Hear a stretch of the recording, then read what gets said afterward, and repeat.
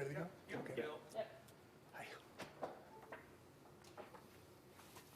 Ladies and gentlemen, welcome to the El Cajon City Council meeting.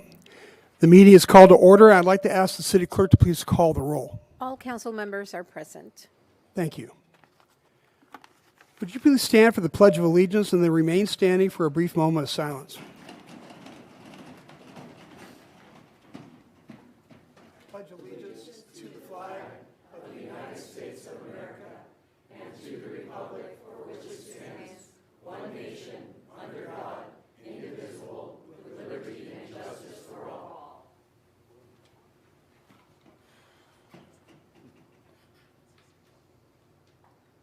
Thank you.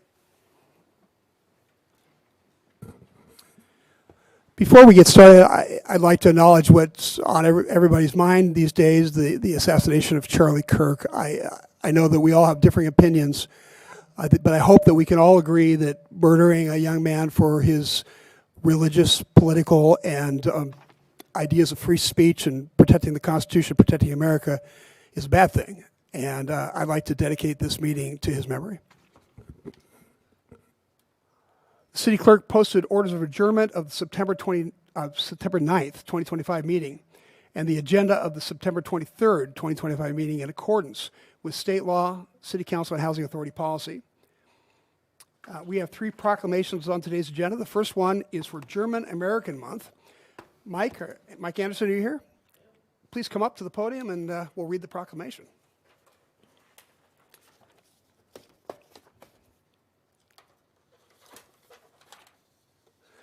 Guten Tag. Wie geht's? Stop down. Oh, thank you very much. Hi, Mike. So we're back to Oktoberfest again already. Snuck up on us. Want to tell us what's coming down the road? Well, it's our 50-something-odd celebration of Oktoberfest here in El Cajon. We start Friday night at 4 o'clock, and we'll have the opening ceremony about 6:30, where we'll tap the wooden keg and have the the national anthems and the VIPs, and hopefully some, if not all of you guys. I know Steve's responded, but then we continue this weekend, Friday, Saturday, and Sunday, and the following weekend, the 3rd, 4th, and 5th of October. October, yeah. And it's it's a great time. And if you want more information, I passed out some flyers, but there was way more people here than I thought there was going to be. So ran out, but we have some posters. If anybody wants information, they can take a picture of this or go to our website, which is oktoberfestelcajon.com. And we try to keep it very, very traditional. We have our band that comes from Germany, and all German food, 12 different German beers. Just what else can you ask for? Food, beer, and drink. So. Perfect. It's a great Oktoberfest. I think it's the best one in the county. We like to think so, yeah, compared to the one up the road, but we're definitely more traditional. Any questions or anything for Mike? No, Mike, you guys always throw a great event over there, so we really appreciate all the extra effort you guys put in a good community event. So do you have your proclamation there, Mike? I do. It's a long one, so I'm just going to read the last paragraph, but it says, "Now, therefore, I, Bill Wells, Mayor of the City of El Cajon, together with the City Council, do hereby proclaim the month of October 2025 to be German American Month. We call upon all residents to recognize the vital role German Americans have played in the development of our city and our nation, and furthermore express our appreciation for promoting traditional German culture with live music, full dances, games, contests at the annual Oktoberfest in El Cajon. Please join us in celebrating the 53rd anniversary of the El Cajon Clubhouse." And sign this 23rd day of September 2025. All right. Awesome. Can I add one little thing here? You're right. I was thinking I'm going to leave from here and go down to Sophie's Gallery, but we have a good relationship with St. Madeline Sophie Center. They deal with disadvantaged adults, and every year they paint an original Oktoberfest painting for us. And from that we make our posters and our flyers, and then they give us the original print. And we help them out at their... I attended bar last weekend for them at the Art Walk, and we have a really good relationship. But every year we get an original painting from these wonderful artists over at Sophie's Gallery. So that's just another kind of a tie with our community that we have. So Thanks, Mike. Okay. We look forward to seeing you there. Okay, everyone welcome. It's not just adults, we have a whole kids area as well, so. And tell us the dates one more time. September 26th to the 28th, so this Friday through Sunday, and the following October 3rd through 5th, again, Friday through Sunday. We usually start at noon, but on Fridays we start at 4 p.m. And what day is the keg being tapped and all that? That'll be this Friday, the main opening ceremony, yes. Thanks, Mike. Yep, Appreciate it. thank you. Thank you, everybody. Next, we have a proclamation for Human Resources Professionals Day. I invite Deputy City Manager Marisol Thorne to please come to the podium, and I will read the proclamation. Marisol? I'll read it. I'll speak from here. Thank you. Okay. That's fine. Good afternoon, Mr. Mayor and members of the council. I am having our HR team come up, HR Manager Megan Blake, HR Analyst Brenda Dolan, and HR Analyst Selena Battisti. So this is the city's current HR team.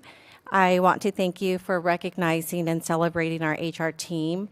HR is often behind the scenes, yet their impact is felt in every corner of our agency and our community. The role of HR has always required a unique blend of skills, which not many can do. You're always balancing empathy with policy, strategy with service, and vision with the day-to-day operations. In our recent years, HR has been hit pretty badly across the nation with dealing evolving world of dynamics in the workplace, one that we probably did not predict when we were headed this direction. Navigating a world that seems to shift every day has really impacted and changed the workplace, not just for our city, but every other employer. And it really has caused a shift in the way we operate on the day-to-day with our city as far as engaging our staff, retaining, and even in recruiting. The one thing that has remained constant for the city of El Cajon is the team that we have. We have a very flexible, resilient, and purposeful team here. HR ensures that our community is served by the very best employees, and they do that by hiring not only skilled people, but also supporting them in their growth, well-being, and sense of belonging. It truly takes a special type of professional to do this work, to see the big picture and the smallest detail, to balance compliance with compassion, to embrace change while helping others find stability. And perhaps what's most important is finding joy in the HR journey and the often unseen moments that keep an organization moving forward. So today we honor our HR professionals who make sure that the people serving our community can bring their best selves to the job every single day. To our team, I want to thank you for your flexibility, your commitment, your laughter every day, regardless of what the day has ahead. All of you are very passionate in your purpose here with the city, with our employees, and I can't say enough, but thank you for your work. Thank you, Marisol.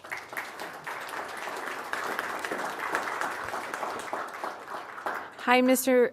Mayor and City Council. I'm Megan Blake, and I just wanted to echo Marisol's sentiments about human resources, and then additionally, thank you, and we're always so appreciative of the support that we get from the city manager and also the city council for allow us to be flexible and to do our jobs well while supporting our initiatives. So also wanted to shout out our employees. They're why we're here. We're internal customer service agents. So we also want to thank those who participate in our events and then also use the services that HR offers as well. Even on the unpredictable days, this is a great place to work. So thank you. Thanks very much. Did you ladies want to say anything? Okay. So I've got this long proclamation. I'm going to cut to the end and read that now, therefore, I, Bill Wells, Mayor of the City of El Cajon, together with the City Council, do hereby proclaim September 26, 2025 as Human Resources Professionals Day in recognition of the invaluable contributions of HR professionals to our organizations and communities. Signed this 23rd day of September, 2025. Thank you very much. Thank you.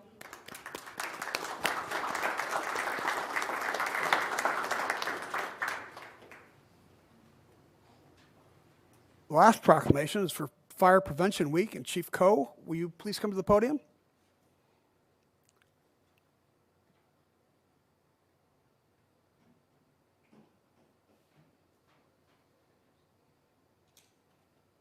Good evening, Mayor Wells. Hi, Chief. Hi. Respected members of the council and city staff. I just wanted to take a moment to introduce our fire prevention staff. Heartland Fire Rescue's Fire Marshal Ken King, Heartland Fire Rescue's Deputy Fire Marshal Frank Rodriguez, and City of El Cajon's Fire Inspector Jeff Lavario. And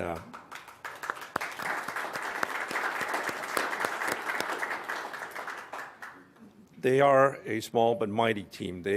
They do a lot of work on the front end, making sure that bad stuff doesn't happen, so we don't have to send fire engines out there. And it is very important work. We also have here 2 crews from our fire stations. Please introduce them, yeah. We have crew from Station 8, actually. Did they? Sorry. Captain Adam Diaz, Engineer Bill Erickson, and Firefighter Jonathan Tardy. And then we have a crew from Fire Station 9, Captain Sean Hayes, Engineer Josh Stewart, and Firefighter Brian Smith.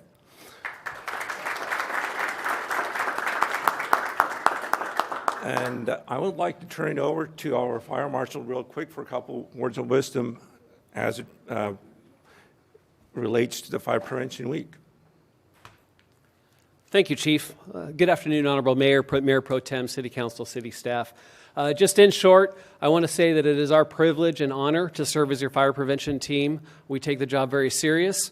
For 100 years now, the fire service comes together at this time of year to celebrate and to promote Fire Prevention Week.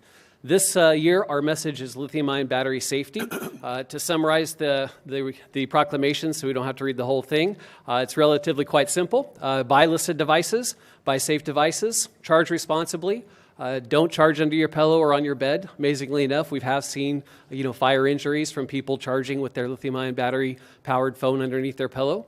And recycle your batteries responsibly. So those 3 things, if we can push that message out, we appreciate the assistance, and we look forward to continue to serve the city of El Cajon, the wonderful residents and the businesses here. Thank you. Thank you. I appreciate that. And I have one more person I'd like to introduce, as I think it's only appropriate to recognize the San Diego River Conservancy as it comes to fire prevention efforts. And I'd like to please come on down, Mr. Dustin Harris from San Diego River Conservancy. Their support has been steadfast. They've really helped the city out with some equipment procurement. Specifically, we have one of the fire engines out here after this presentation. We'd like to do a quick break and show off our newest fire engine that was purchased with some of the support from San Diego River Conservancy, and also fuel mitigation work that's been in collaboration with the Public Works Department in Fletcher Hills and Hillside Park. And we wouldn't be able to do that work without their support, and they're a vital partner in this effort. And thank you. Thank you, Chief. Let me just read the last part of this proclamation. Oh, did you want to say something? Hi, I'm here on behalf of my supervisor, Julia Richards. Okay. She is happy that we partner with agencies that invest in their community, and we are looking forward to future partnerships. So thank you very much. Perfect. So I'm just going to read the last part of this proclamation since you guys did a good job of explaining it. Now, therefore, I, Bill Wells, Mayor of the City of El Cajon, together with the City Council, do hereby proclaim October 5th through 11th, 2025, to be Fire Prevention Week in the City of El Cajon. We urge all residents of the City of El Cajon to charge into fire safety with lithium-ion batteries and only buy listed products. Charge batteries safely and recycle them responsibly. Signed this 23rd day of September, 2025. Thank you all for coming. Thank you. Thank you for your support. Mr. Mayor, if I may, I'd be remiss if I didn't have a comment about the San Diego River Conservancy. I sit on the board over there, and the River Conservancy does incredible work for fire departments attached to municipalities, fire districts, supplying them with apparatuses and equipment. They take the lead on brush clearing, responsible brush clearing in impacted areas along the San Diego River watershed. They're silent partners across the county. They do tremendous work and really goes unnoticed. So it cannot be understated how vital that organization is to not only supplying us here in the city, but all over the county, vital resources. So thank you. Thank you also for years of support. Your more than generous support has provided fire engines, which are very, very big investment. And you've supported the people of El Cajon generously for years, so thank you. Okay, thanks, John. So, Mr. Mayor, what we would recommend, I know in elementary school, one of my favorite days was when the fire engine came and we got to climb on it. And we usually don't take breaks from a council meeting to go out and check stuff out, but I'd recommend that we actually take a short recess, check out our 2 brand new fire engines, one of them paid from by the River Conservancy, so thank you. And invite the public to come look at them as well. And our firefighters will be out there and show us around and explain something. If the council's okay with that, I suggest we do that. We'll take a short break and come back and conclude the meeting. Thank you. Thank you. And the fire engine is parked right outside the council chambers to your left.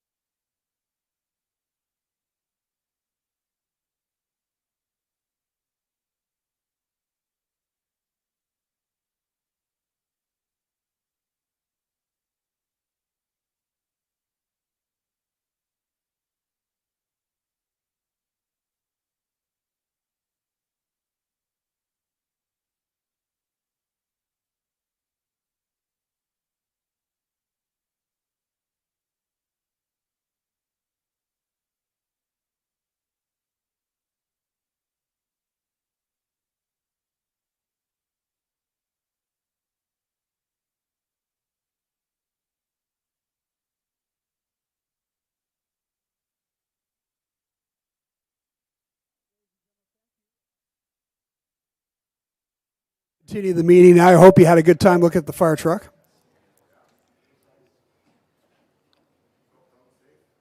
Okay, now we're at agenda changes. Staff, do you have any agenda changes? Mr. Mayor, I actually have one agenda change. Agenda item number 13 is inadvertently placed in the wrong spot. It really should be under consent, so I'd recommend we move that under consent. Okay, thanks. Appreciate that. Council, you want to change any agenda items? Okay. I need to make a motion then to approve the change of the agenda item. Please vote.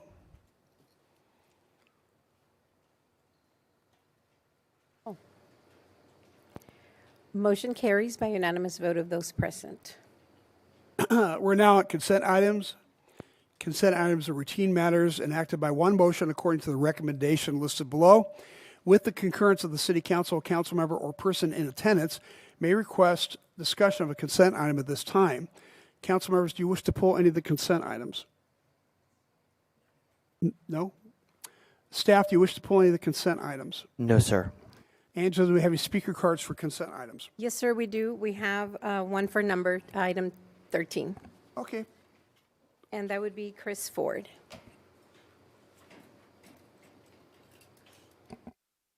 Morning, Council. Nowhere on the agenda, or at this point consent item, is a local, state, or federal justification listed requiring Mayor Wells to travel to this conference in the nation's capital.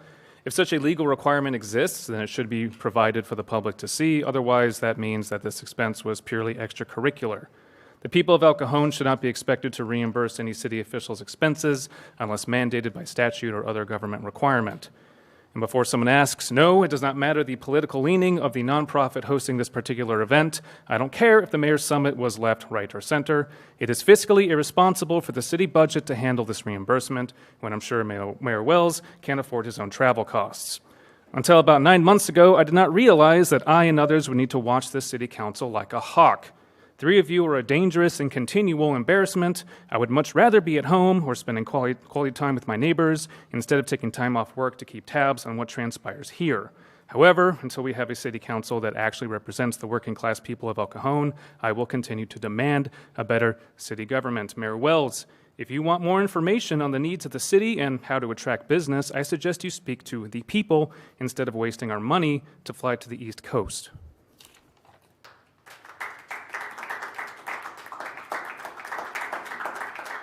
No other cards, sir. Okay. As for the rest of the consent items, can I have a motion? Actually, they're all on the table right now. I'll make a motion to approve the consent items. Second. All right. Thank you. Please vote. Motion carries by unanimous vote. All right, that brings us to public comment. At this time, any person may address a matter within the jurisdiction of the City Council, Housing Authority, successor agency to the El Cajon Redevelopment Agency that is not on the agenda. Comments relating to items on today's agenda are to be taken at the time the item is heard. State law prohibits discussion or action on items not on the agenda. However, City Council and Housing Authority members may briefly respond to statements or questions, and an item may be placed on a future agenda. Angela, do we have any speaker cards for public comment? Yes, sir, we do. We have 11. The first one is Chris Ford.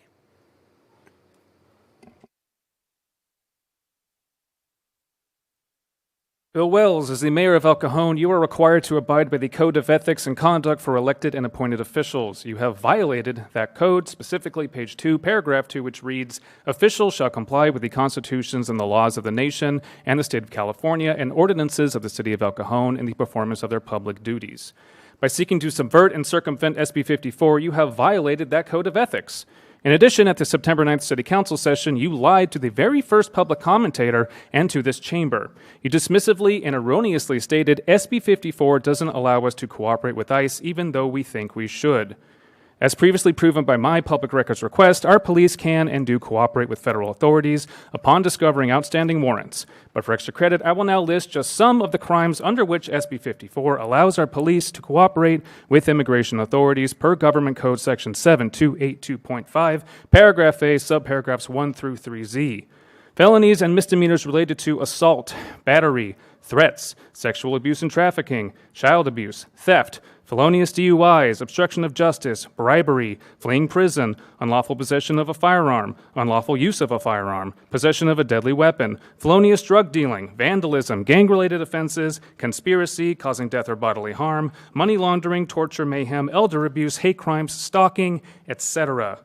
Mayor Wells, you may be ethically compromised, but I know you can read, which can only mean that you intentionally lied not once but almost 30 times in one sentence to us, the working class people of El Cajon. I demand that the City Council admonish and censure Mayor Wells for being derelict in his duties and for violating the Code of Ethics. I said of El Cajon, recall Phil Ortiz. You've lied again. Next speaker is Anthony Hayden. Hello, sir.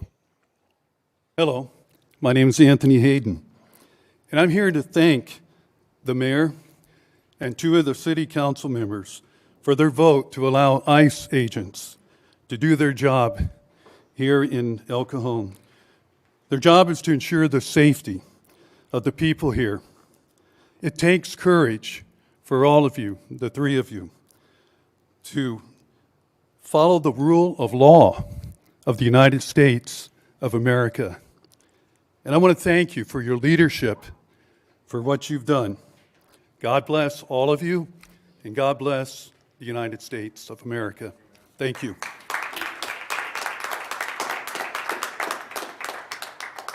Gabriel.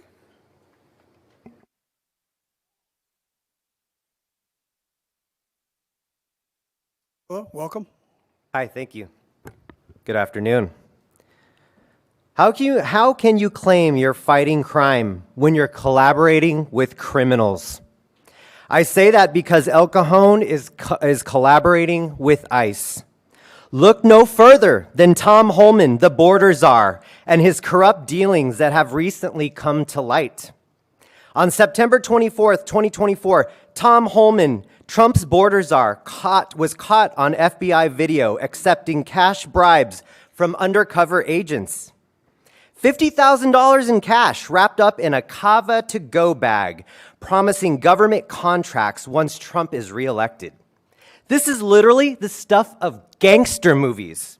But this is real life, and this is the type of corruption that induces rot in the entire system that trickles down through the agencies and into our communities. Maybe that's why we're seeing what we're seeing on the streets of the nation right now. Incompetent ICE agents, some sporting white supremacist tattoos, are terrorizing innocent people. ICE agents are assaulting innocent bystanders, threatening communities with overt political rhetoric, ramming people's cars, breaking people's windows and doors in, decimating businesses, and leaving communities shattered. The standards have been set so low that we have a bunch of ragtag, vigilante-like buffoons set loose on the streets of our beloved nation.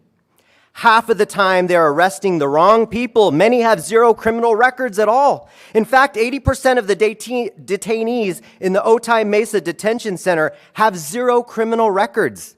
This is according to ICE's own records.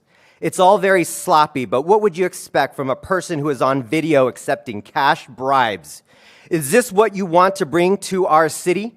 This type of blatant government corruption? Does this even give you pause or even the slightest doubt in the competence of this effort? Has the rot finally made its way into the floorboards of El Cajon City Hall? I say yes. Yes, it has, but it doesn't have to continue to be this way.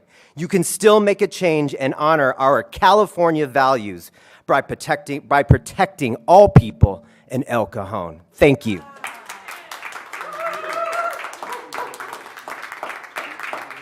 Next speaker, Brenda Hammond.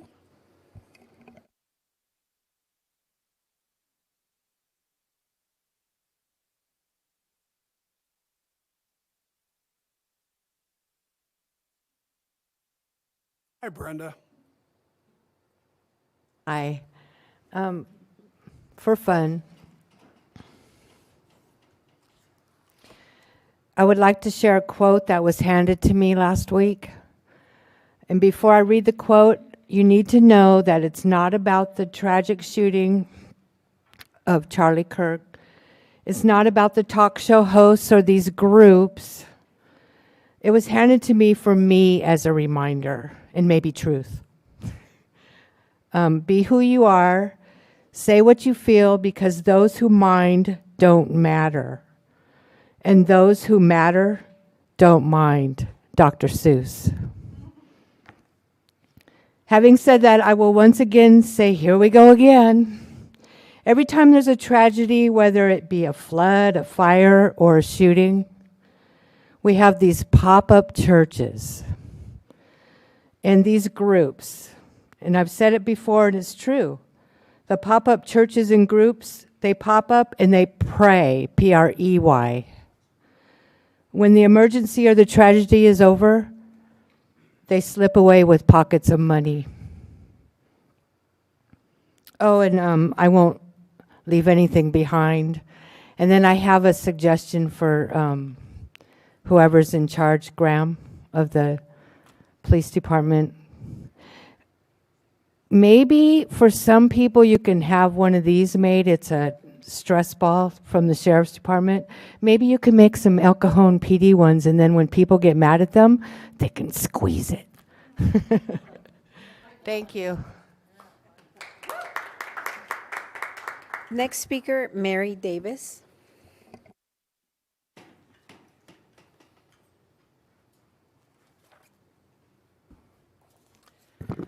Hi, good afternoon. Mary Davis, Government Watchdog and Accountability Partner. First of all, I want to start out positive. Thank you. You're one of the few agencies that actually put the highlight that your speaker cards are public record and encourage people not to fill out the address. So a lot of people don't know that. Don't ever put your address. It does get published potentially.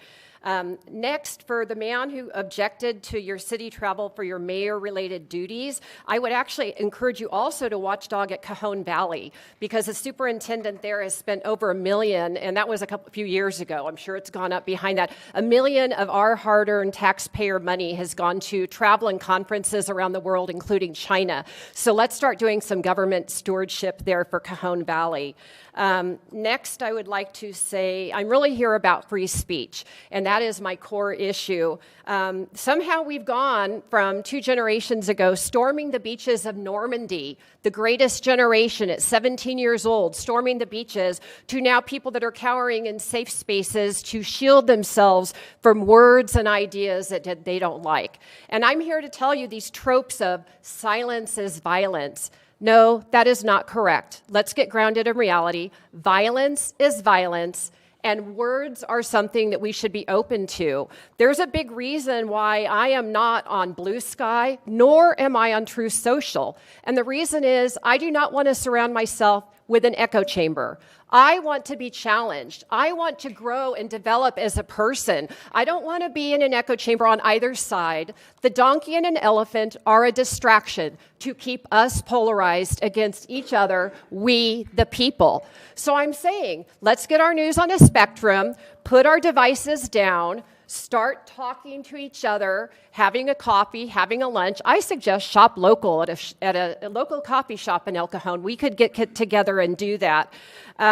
I say this having been under attack for free speech myself. I do a bridge banner, and somebody drove by, didn't like my banner, and decided to get on Facebook and call me a Nazi Mima. And I know Nazi, fascist, that's a thing. Well, when everything's Nazi and fascist, it's like racist, then nothing is. You actually dilute and devalue that.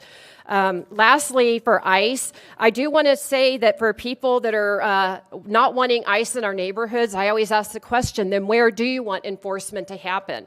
The short answer is they don't. They want open borders. They do not want to keep us safe. But who is victimized by this? Well, here's Oscar Omar Hernandez that was killed by his soccer coach. Ava Moore, an 18-year-old woman who was about to go serve her country, who was killed in Texas. We have these 3 men that were killed by the other immigrant truck driver who could not speak English and read to the level necessary for a commercial license.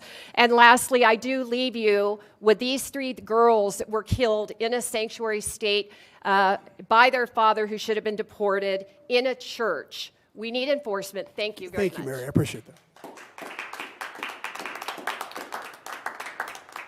Next speaker is Susan.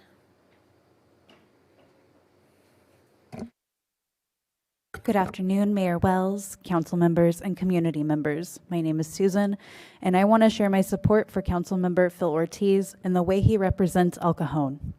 Leadership is about more than policies or votes. It's about how you carry yourself, how you listen, and how you treat people you represent. One of the things that has impressed me most about Phil is his consistent respect for the people of this city. He listens, he engages, and whether you agree with him or not, he treats you with dignity. Mayor Wells has often spoke about the importance of steady leadership during challenging times, and I believe Phil reflects the same spirit in how he serves. He doesn't shy away from tough conversations like immigration and public safety, but he approaches them with humility and a focus on solutions, not division. Now, I know immigration is a sensitive subject. I'll be honest, years ago, I thought it was allowing people to come here without legal process was simply compassionate. But living here in El Cajon, I've seen the very real consequences. Our roads are more dangerous, our DMV and social services have been stretched thin, and as a nation, we're $37 trillion in debt. The reality is, we cannot take on unlimited responsibility and still take care of our own families and neighbors. Even countries with far fewer resources enforce their borders. Why should America be the exception? That's why I respect Phil for having the courage to raise these issues. It's not easy, it's not popular, but he's putting the long-term well-being of El Cajon and its citizens first. Phil's service goes far beyond council meetings. He has volunteered in community cleanup efforts, served on local boards, invested in youth empowerment, and stood alongside nonprofits working to improve the quality of life in El Cajon. This is a man who doesn't just talk about serving his city, he actually does it with his time, energy, and his heart. I know there are critics in this room, and that's part of the democratic process. But leadership should not be defined by who shouts the loudest or who holds the biggest sign. It should be defined by character, consistency, and commitment. In all of those areas, Phil has shown himself to be a true leader and servant. So I'm here today to say that I see the work he's doing, I appreciate the example he sets, and I believe El Cajon is better for his leadership. I encourage my fellow community members to look not just at the noise of politics, but at the fruit of his service. And when we do that, it's clear that Phil Ortiz deserves our support. Thank you.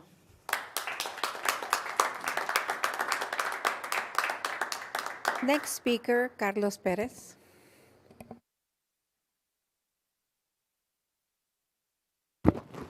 Greetings, staff. Michelle Metzel. Thank you guys for having us. Thank you for giving us 3 minutes too. Last time it was 2 minutes. I know they cut it down. There's also a different time where Mayor Wells, where it was pushed back 2 hours for us to speak. I'd like to say hi to everybody. Mr. Gary Kendrick, thank you for how you vote. I've actually been looking into your history. I do appreciate the way you vote, what you do for the city, what you've done for the city. I really admire you. Thanks again. Once again, my name is Carlos Perez, Phil Ortiz. I've been here before. Last time we were here, I asked you one question you could not answer. I think I'll start with the quote. Biggest man in the room has nothing to hide. Do you remember that, Phil? One more question. Were your parents here, grandparents here illegally or illegally? First time I've heard it. Last time you didn't speak to me, but I'm glad you're speaking now. I'm glad we can talk.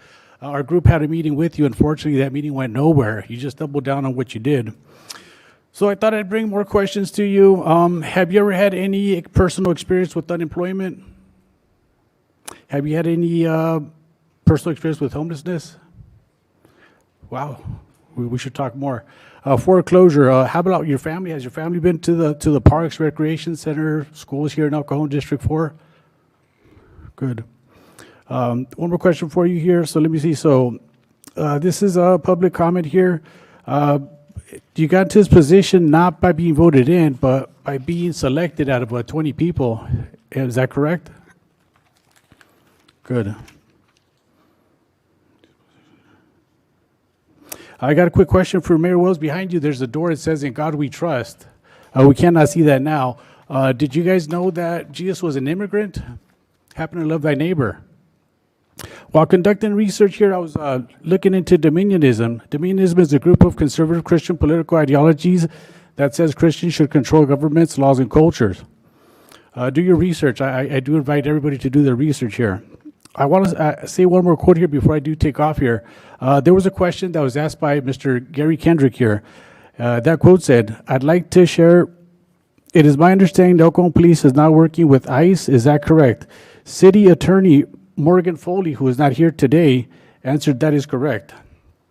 So I tell you guys, rather than listen to your constituents, colleagues, or city attorney, you double down for your pride in politics. Repent, resign, rescind, recall Phil Ortiz, calls for El Cajon. Thank you.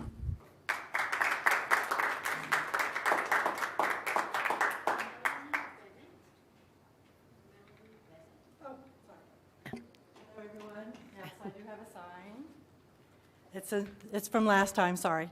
But it still applies. We still have this problem. And basically the problem is, yes, we want immigration reform. We want to have safety. I was very eloquent for what you said about Congressman Ortiz. We want to get along. We want to be good to our neighbors. We want to be humans. We want to be humanitarians. So I think if you really think about it and you really put your mind to empathize with how it would feel if you yourself was suddenly attacked by a group of people that are masked, armed, and just picked off the street. I mean, really put yourself in that place. If you could just do that for me for a second. It's very scary. Those people, maybe they're ICE, maybe they're criminals. Well, to me, what ICE is doing is criminal because they're not up front. Right now, they still do masks.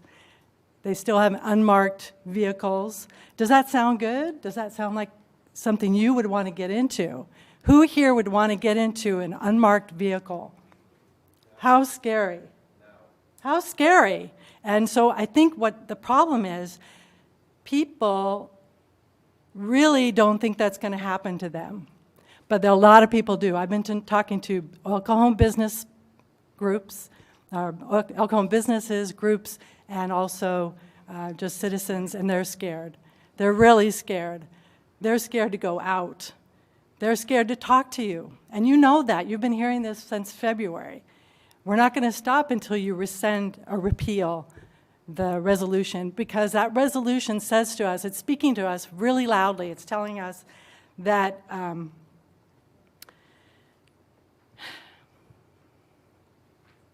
it's just saying that your humanity is lost, basically. And then I'd like to quote Councilmember Kendrick's comment of July 22nd. Why don't we just repeal or rescind, basically, the resolution? It's just sparking unnecessary fear in our city. I don't like, quote, I don't like our citizens being fearful. Please help us resolve this. Why have this on the books? You would save so much time. You don't need me saying this every time. So thank you for listening.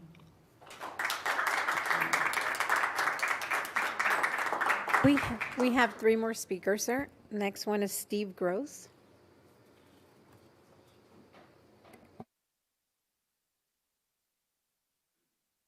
First, I want to thank you for having public comments. Either you're gluttons for information or something else. But my question is to try to understand why council has chosen to be outliers among all the cities in California, which there are quite a few. I believe you are one of 2 cities which is still cooperating with ICE.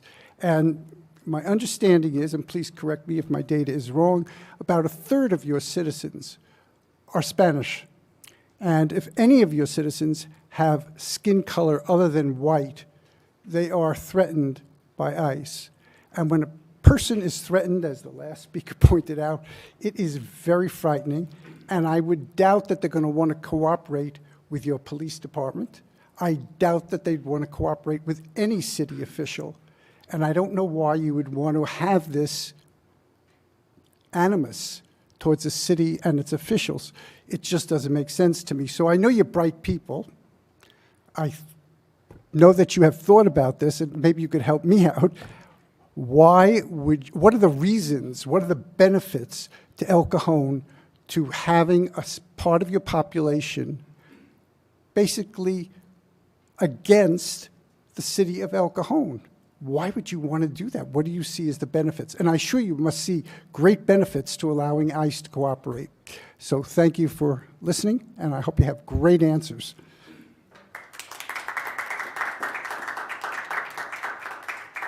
Bart Quackenbush? Bart?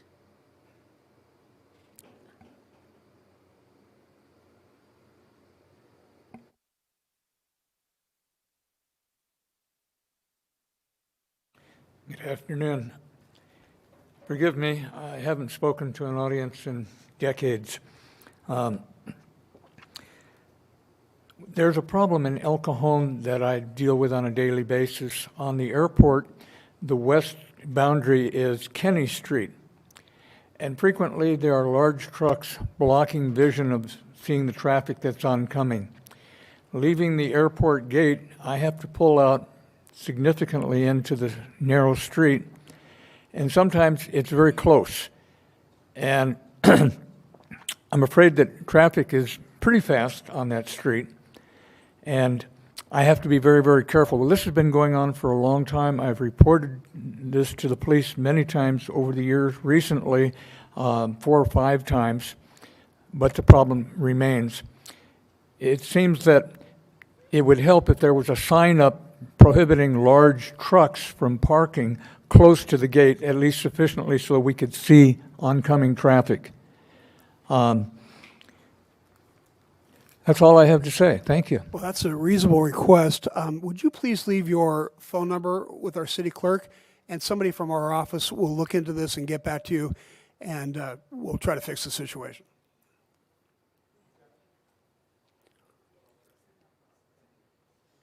Thanks for coming, by the way. And you did a great, great job on your speech, so come again and talk to us if you like.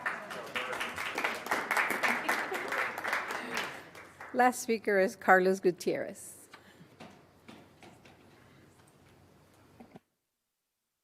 Thank you, Council, and thank you, audience. It's great to see the First Amendment right being able to be spoken out, and we can have a civil conversation. My name is Carlos Gutierrez. I'm a proud native San Diegan, born and raised in Lakeside, California. And my father and mother raised us here in the East County, and it was a safe and wonderful place to be raised. My dad was a San Diego police officer. Before that, he was in the Korean War. So he fought for the country and fought for the freedoms that we have right now. So if anybody's a vet here, I thank you very much. And I thank the police officers and as well as the fire department and everybody that keeps us safe. I'm here to speak on behalf of my feeling and my family. I have a little daughter that's 8 years young, and to see everything that's gone on since COVID and seeing what this last administration has done to this country has been insane. We probably have at least 35 million plus from the numbers that I've seeing and doing the deep dive that have been illegal here. So the thing is that I have a concern is with a sanctuary state of California that's gone into, and to protect those that are criminals that have been out several times. We've seen what's happened back in North Carolina with that lady being slain there. That guy was out 14 different times. We've seen what's happened in San Diego, around the country, where these people should be in jail, mental institutions, their drug abuse, etc. We can go on, but for the people to believe that they're fearful or anything, but if you're here legally, and granted, I understand the questions that were being asked earlier, foreclosure, have you ever been homeless, etc., I can appreciate that very much. However, there's between right and there's between wrong. And what's going on in the country right now for people, if you're here illegally, there's a way to do it right. There's a way to do it right. They've given you your money to go back to your country, come through. I know 3 personal friends that were here on work visas. They expired.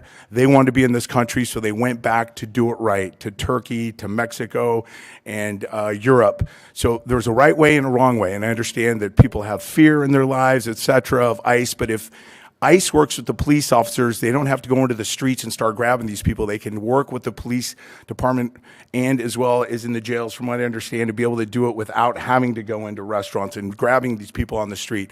It's not right or wrong in the sense. It's just what our freedoms are for what our parents work for in regards to the military, what they've done for it. It's for the freedom for us to have the freedom of speech and all the rest of the Constitution. So I speak to everybody, just think about that. And if you have kids, and I'm seeing little babies here, God forbid, go downtown, go anywhere, it's scary at times.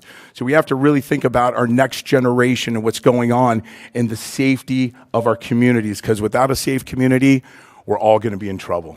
So thank you for your time. Thank you.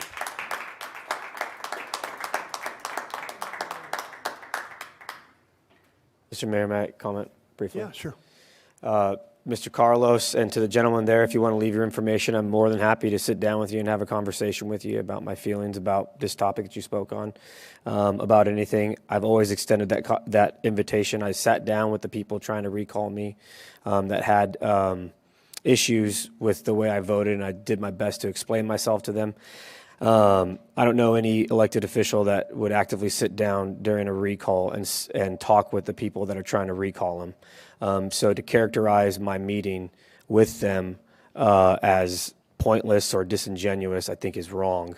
I even offered to nominate someone from their group to sit on the Chief of Police Citizens Advisory Committee for a 1-year term, and they would meet with the Chief of Police every other month to have access to the Chief of Police, access that the regular public does not get except for city council members and mayors, because there is such a fear about what the El Cajon Police is doing, and that offer wasn't taken up. And so I genuinely have a concern about people's fear. And so to mischaracterize that meeting as disingenuous, I think is wrong. And every other recall that's going on in the county, the elected officials are suing them. Allison Snow is suing the people, and I'm trying to keep an open dialogue. And in the spirit of that, of what happened with Charlie Kirk, this happened before Charlie Kirk died. I'm doing my best to try and keep an open communication with even my opponents, okay? And I hope that that continues, even if we can be, we don't have to be allies, but we don't need to be enemies. You could still be my opponent tomorrow, but we don't need to be enemies. And there's a difference. And ever since I got into this position, I've asked people on both sides of the aisles, Republican, Democrat, Republicans against each other, go ahead and be opponents and may the best man win, but don't let it devolve into being enemies. You don't have to be my ally. Okay, in no world do I think that you guys are going to be my allies. So I offer that extension to, if you want to talk, and we can talk, and there's nuance to all of the opinions. It's not just black and white. So if you'd like, leave your information with the city clerk, and I'd be happy to schedule a phone call, or we could sit down, okay?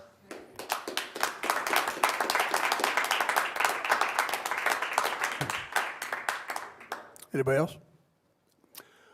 Okay, we have one public hearing on today's agenda. Item 6 is for the Consolidated Annual Performance and Evaluation Report, and I'll ask staff to introduce this item.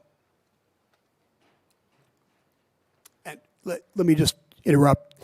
I know most of you came here for something other than this mundane business, and if you need to go, feel free. It won't hurt anybody's feelings. Thanks.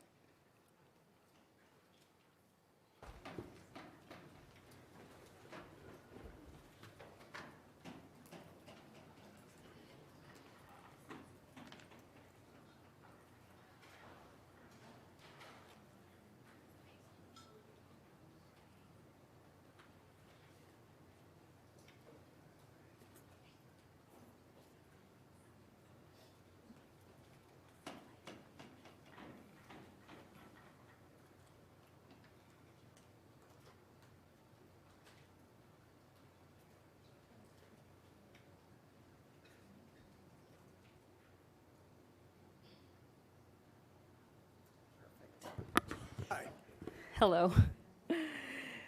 Good afternoon, Mayor and council members. My name is Deyanira Pelayo Brito, and I'm the Senior Management Analyst with the Community Development Department Housing Division. The purpose of today's public hearing is to accept public testimony and seek City Council's approval on 2 items. The first is the initiation of the fiscal year 26-27 one-year action plan, and the second is the draft fiscal year 24-25 consolidated annual performance and evaluation report. It's also known as the CAPER. On an annual basis, the City of El Cajon receives HUD, CDBG, and home entitlement funds. These funds are used to support the goals found in the city's 5-year consolidated plan. The latest consolidated plan was approved in May 28, 2024, and it includes the 26-27 action plan as the 3rd year of the 5-year plan. The main goals on how to use CDBG and home funds for next fiscal year are to provide decent and affordable housing, support the continuum of care for the homeless, provide community facilities and infrastructure, and provide community and supportive services. It is anticipated that the city will receive about $1.2 million for the Community Development Block Grant and about $600,000 for the Home Investment Partnerships Grant. This slide shows a tentative schedule for the initiation of the 26-27 action plan. Interested parties will be able to apply starting December 8, 2025, and that is when the notice of funding availability becomes available for a minimum 30-day period. Applications will be due January 8, 2026, as shown on this tentative schedule. This notice will be published and emailed out to a distribution list of interested parties. To be added to the list, any interested party must email any of the housing staff contacts, which I will provide in a later slide. And they can also email the general housing line, which is housing@elcajon.gov. Parties can also visit our website for future updates, which is elcajon.gov/housing. The draft action plan will be brought to City Council tentatively in April 2026, and this will be to recommend projects and programs that are eligible under the current 5-year consolidated plan and to make sure that they meet 1 or more of those goals. And then the action plan does go back tentatively in May 2026 for final approval. Providing this information today allows interested parties with additional time to brainstorm on any eligible programs or projects that they would like to apply for CDBG and home funds for next fiscal year. The second part of today's public hearing is the presentation of the CAPER. Like I mentioned, it's for fiscal year 24-25, so that's last fiscal year. The report provides accomplishments, including expenditures and performance data, and this is reflecting activities that were underway or completed between July 1st, 2024 and June 30th, 2025. And this was the 1st year of the current 5-year plan. The report is submitted to HUD annually 90 days after the close of the fiscal year, and staff recommends that the City Council approve the CAPER as presented and authorize submittal to HUD. The accomplishments that were completed during the 24-25 fiscal year are incorporated in the CAPER document.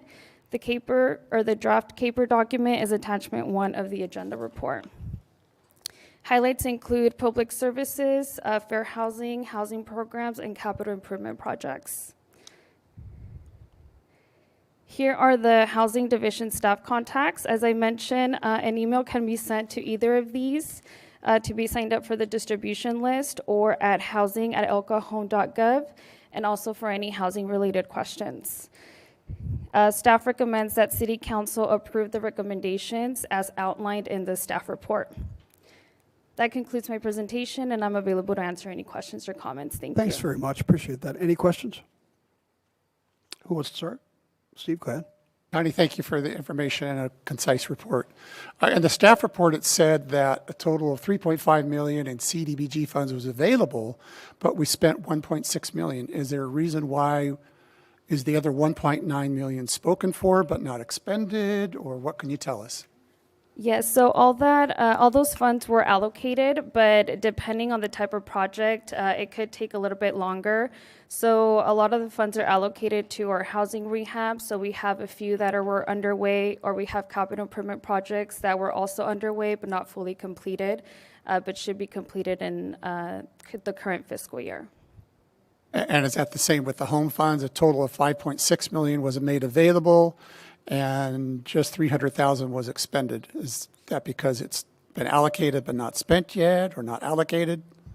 Some of those funds were allocated. I know we also brought another program that will use home funds September, I believe it was in September or July of this year, but some of those funds were allocated, but not all of them. But it would be the same thing where just some programs move along faster than others. Okay, thank you. That's it, Phil. Has the totality of these funds been reduced year over year, or is it about the same?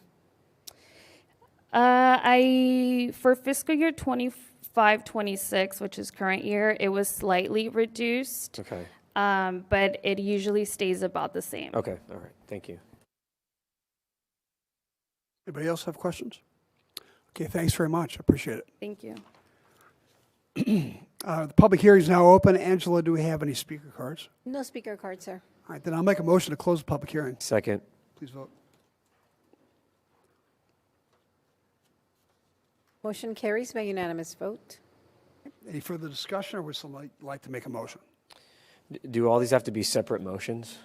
Do we know? Oscar Attorney? With respect to closing the public hearing and then approving the item, is that what you were talking about? Oh, there's two, number 4 and 5. Can I lump it into one?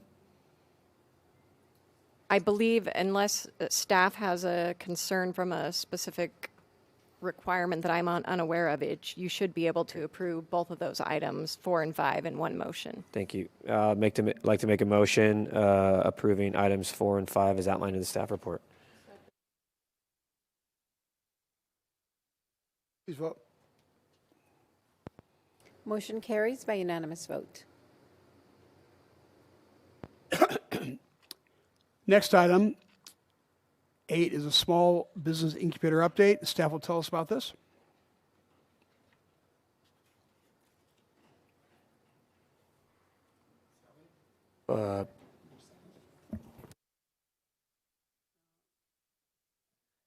Mr. Mayor, there is an agenda item 7. First, I'd recommend we take that. Oh. Unless you want to take 8 out of No, 7 I'm out of sorry. order. I just missed it. Sorry. We have 5 administrative reports today on today's agenda. Item 7 is thank you, by Steve. Item 7 is update on traffic calming policies. Staff will tell us about this. Hi, Mario.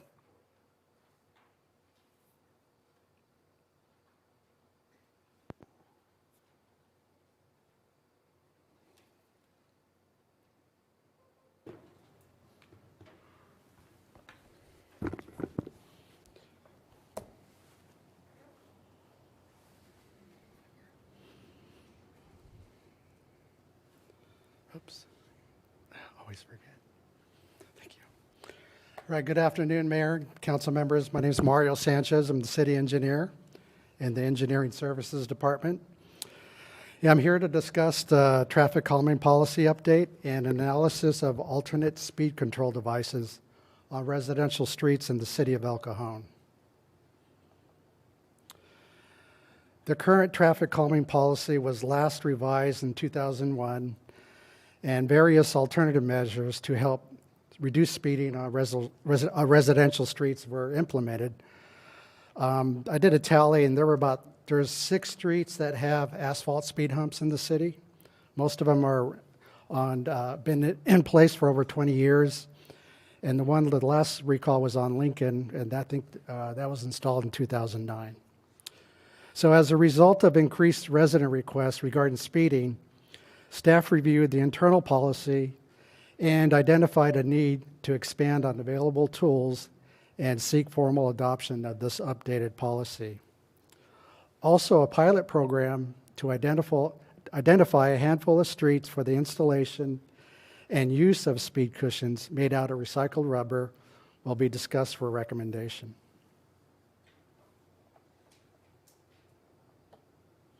It's our evaluation process.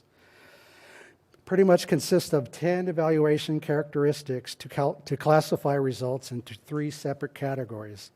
A is ideal, B requires further study, and C is not suitable. It also requires at least 2/3 of the affected residents to be in favor of their use. It also requires fire department review and concurrence. This is a slide with a lot of information, but this flow chart considers 10 factors to determine if a candidate street is ideal for the installation of rubber speed cushions. They are street alignment, average daily traffic, potential for traffic diversion, emergency route of response, street grade, adjacent land use, on a bus transit route, posted speed limit, street classification, and street width. If all these factors, if they're all in A, then the street could be ideal for the installation of speed cushions. If any are B, they may be considered only if after further studies are completed and all other traffic calming strategies have been exhausted. If any of the streets fall in category C, they are not suitable for speed cushions. The cost for speed cushions. The city has a limited budget to fund the installation of speed cushions, only for the council-selected pilot streets to evaluate their effectiveness.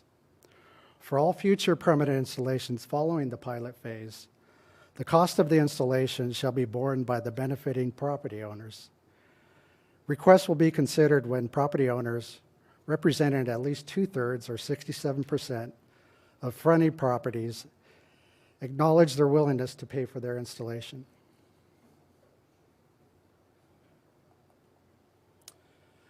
These are the feedback we received from other cities. Staff did some research, and I just want to go through them really quick. So to ensure the updated traffic control policy or traffic calming policy aligns with the regional best practices, we surveyed other local agencies that have used speed cushions. The city of Chula Vista are using speed cushions for over the past 10 years, and they require residents to pay for their installation and to remove them as well.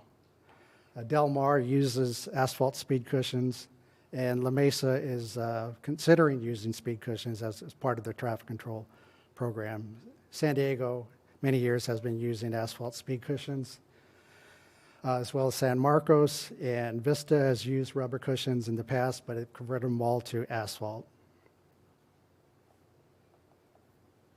So recycled rubber versus asphalt speed cushions. For the pilot program, staff recommends the use of these rubber speed cushions since they are portable and relatively easy to install compared to the asphalt cushion. Asphalt cushions cost more and requires typically a paving contactor for their installation, so they're more permanent and more disruptive to install and remove. So this is a photo what a speed cushion looks like. What we like about this, it allows for better emergency vehicle access and their portability. And yeah, those are all rubberized, or recycled rubber. These are our speed cushions installation candidates. Staff applied the city's 10-point evaluation procedure to locally known cut-through streets with known speeding issues and narrowed it down to 6 residential streets. All these streets met Category A and were identified as suitable candidates for the pilot program. The list of streets considers the number of collisions, the 85th percentile speed, and the average of the 5 maximum highest speeds recorded. And that last column is the through traffic, the ratio of eastbound or versus westbound, just to quantify cut-through traffic on those 6 streets.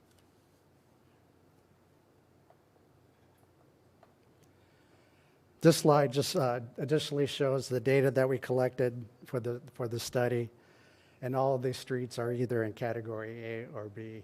Some of them are B because of the traffic volume and potential for further traffic diversion from that street.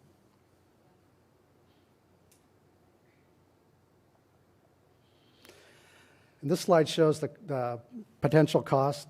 The cost for labor and materials to install one rubber speed cushion is approximately $5,000.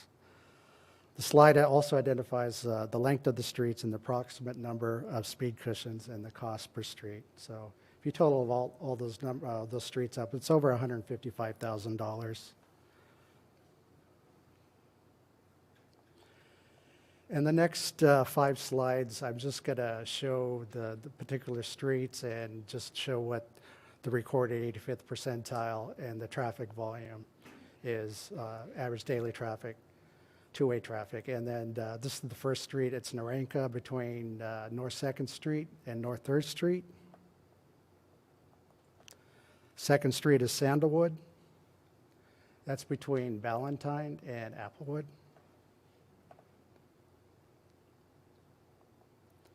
3rd Street is Taft Avenue. It's between East Washington, and I believe it's, I can't remember the name, Howard. It was the southerly street. And Bostonia Street between Greenfield Drive and Broadway.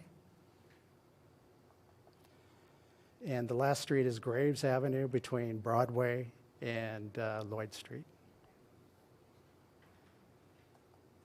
Oh, I'm sorry, that was the 5th one. The 6th one is Northeast Street between Washington Avenue and Hamshaw Road. Apologize. So our recommendation, the approval of the updated traffic calming policy will provide the City of El Cajon a data-driven, flexible, and regionally tested approach to address future requests with neighborhood speeding. Furthermore, the pilot will evaluate the effectiveness of the rubber speed cushions while maintaining the installation of the asphalt cushions as a long-term alternative.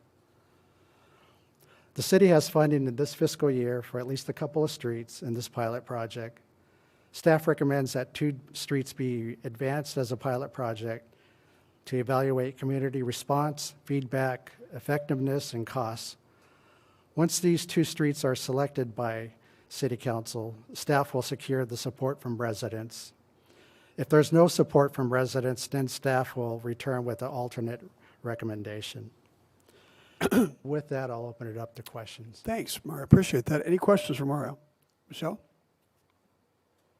Hi, Mario. Thank you. I have a few questions, so let's start. And they kind of bounce around a little bit because I was writing them as you were speaking. If a neighborhood, well, let's put it this way. If a neighborhood wants either to be in a pilot program or the permanent, they have a choice, right? Correct. Who gets the petition? Do the residents go around door to door to get petition? The city will. The city will do it. Will initiate that. Yeah. Whether it's permanent or trial period. Correct. Okay. So city. All right. How effective has this particular type of method in slowing speeders and those that cut through the neighborhoods? How effective has this been in other cities? It's been really effective. Just the same thing as speed bumps. They normally reduce the speed down to 25 miles per hour because the way you strategically place the bumps, sure, you make sure that the vehicle doesn't go over that speed, so you maintain the 25 mile per hour. Okay. Posted. When we have done traffic details, because I imagine that we do traffic traffic study, like you did on my street, or near my place. When we have done those what I call traffic details with police officers, were the speeders local? And I don't know if you know this or if the police department does. Were the speeders local, meaning they live on the streets in question that we're looking at putting calming methods on, or were they from outside of the neighborhood? Say, for example, near Literacy First School. those parents dropping off students, instead of going all the way down Pepper to Mollison and then turning on Bradley, they're cutting through Pepper Via. Now,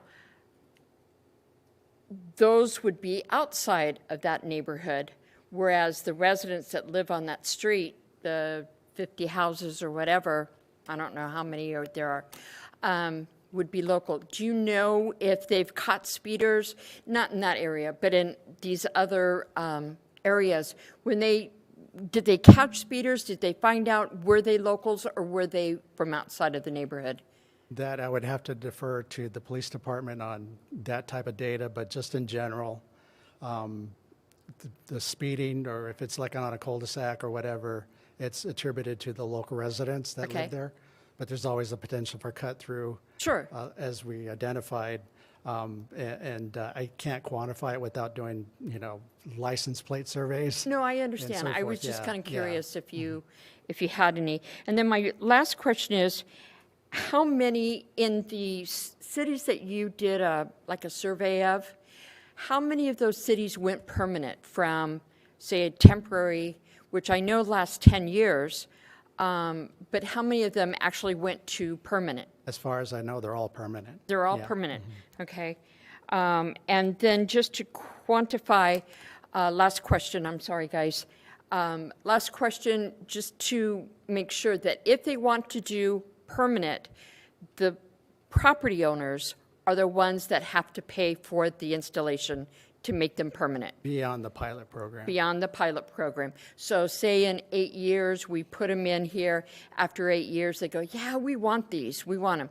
Then will they need to go out and get the petition signed? Or again, staff will do that? Again, they'll approach the city and the city will take care of that. Okay, so the staff will go out there and then they're going to have to cough up, $600 a piece or whatever.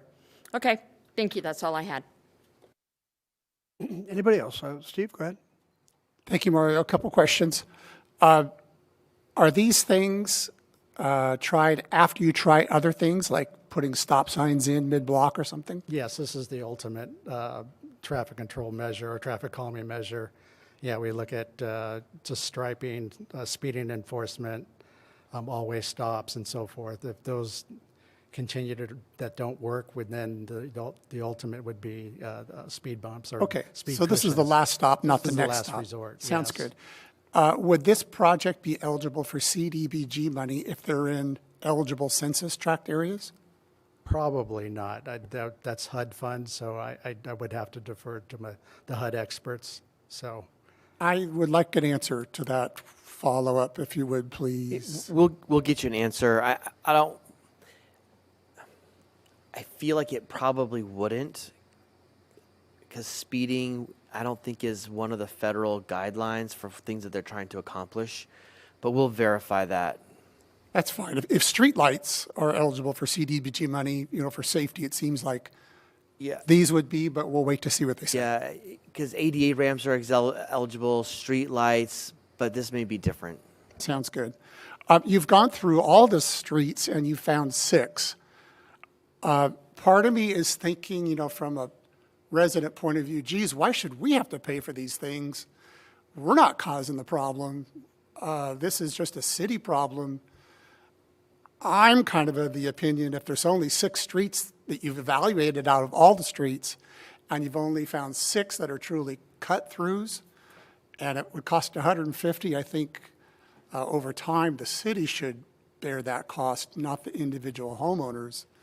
I don't know if there's any restrictions because it benefits just a few. No, not at all. We put it in there. We saw that that Chula Vista had that. I think our concern is when if there's free speed homes for everybody, right?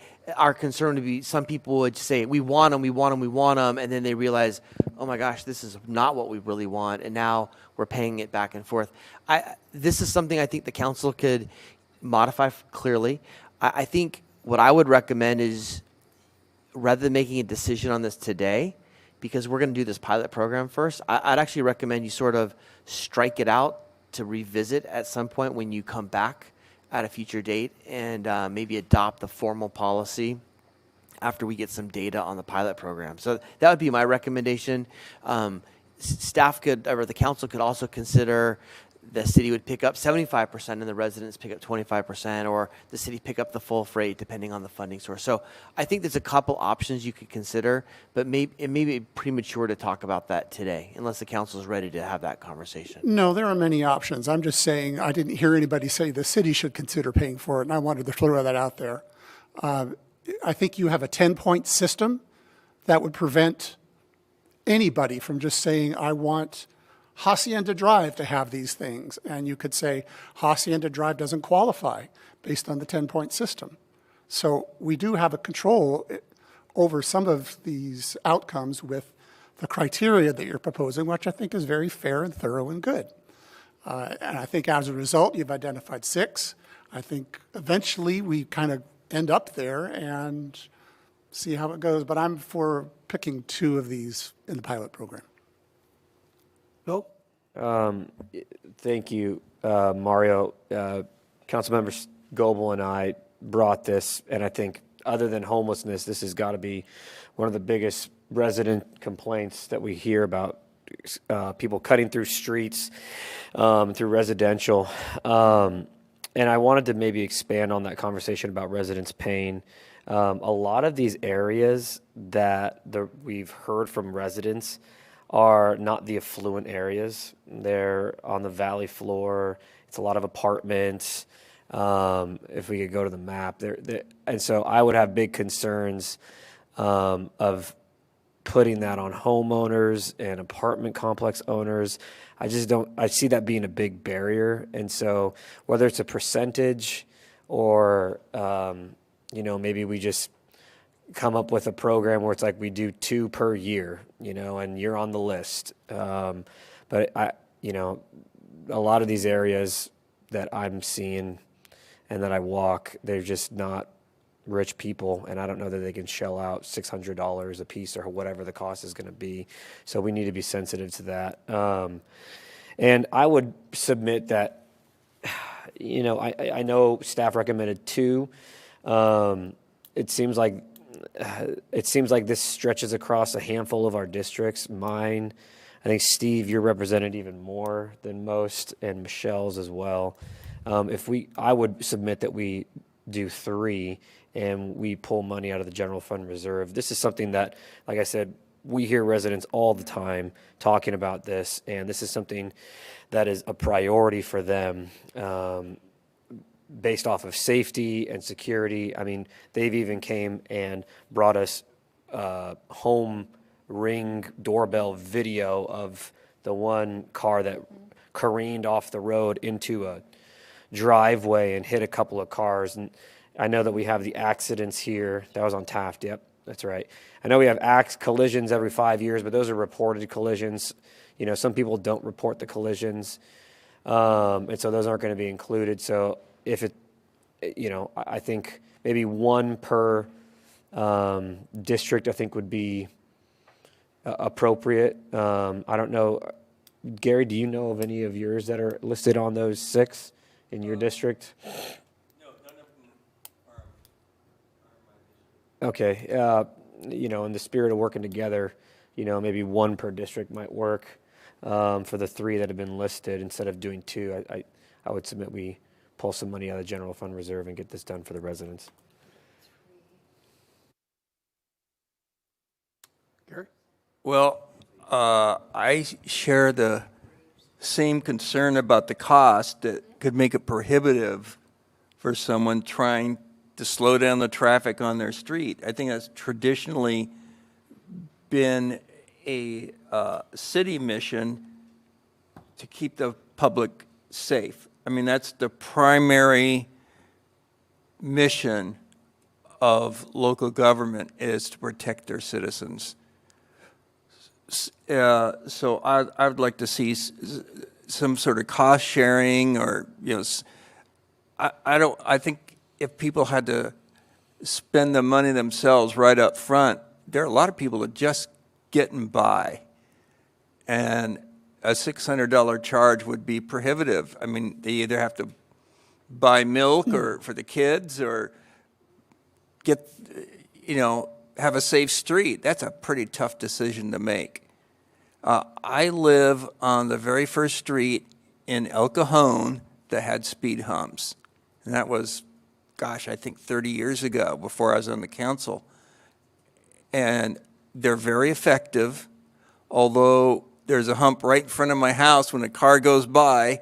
If it's a pickup truck and it has lumber in it, I hear this kaboom right in the middle of the night. But I've gotten used to it now after all these years. But that is one thing for residents to consider. So, but it is really effective in slowing down the speeds on a street that has speed humps. Now, mine are the asphalt type, so I'm not familiar with the rubberized ones. But we used to have cars that would drive so fast, they'd run into houses on my street, or they'd run into fire hydrants and roll onto somebody's lawn. So are they effective? I think so. But I think having this point system is a good way to choose the right streets. I had one more question, maybe comment. With regard to the city going out and getting signatures from the residents, is it a bad idea to allow the residents to do that themselves? Because I know we had one group come in and they already gathered signatures. I think it's a bad idea because one household will have 10 signatures, but we only allow one signature per property owner. Oh, so I when we see. do our mailing, we do it directly to the property owner. If it's a renter, if they consent to with the property owner, we just get their signature for that household. So it's more to control Yes. the signatures. Okay, that makes sense. It ends up being a fairer election. If you're worried about upsetting your neighbor, you may feel pressured to say yes when you really would rather not. And so we become a third party. It's a neutral party coming instead of, you got it. Okay, that makes sense. Is that it? All right. Thanks, Mario. Appreciate it very much. Angela, do we have any speaker cards for this item? There are no speaker cards. All right. If there's no further discussion, somebody like to proceed with a motion? Well, I'd be curious to know my colleagues think about upping the number of pilot projects from staff recommended 1 to 2 to 3. I'm fine with that. Yeah. Great. My question is, like on Narenka, Peach Avenue had the same problem, and we put in a stop sign at Grape halfway through, and that really solved a lot of the problem. Narenka is just parallel to that street. Right. Can you put a stop sign in there at Grape before we start talking about speed humps there? That's a potential solution. I think that's a good first step before it's on the top of the list, but I think people are going there because they can't take the straight shot on Peach anymore, one parallel street over. Dorothy Street, we put a stop sign there. Graves, I think we just put a stop sign there.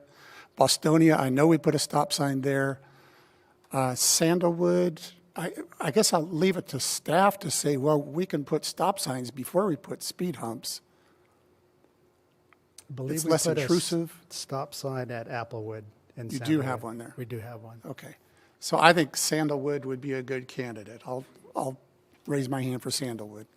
I'm going to advocate for Taft. After seeing that video of that car careening, yeah, that's going to be my nomination. Anybody else have preference for number 3? No. Oh, well, I didn't know we had to pick. I've got 3 of the streets in my district, so can you put that back up again? I'm sorry. Let's see, I've got Narenka, Sandalwood, Graves. I see Narenka. Because of the school on Narenka, I'd like to see that one. Well, This is Narenka from Second to Third. Oh, Second to Third. Yeah, Narenka's not that far up. That's on the other side of Second Street. That's on the west side of Second Street. Can you go to the map? Yeah, thank you. I didn't know we had to make a decision. Well, I would, this is the,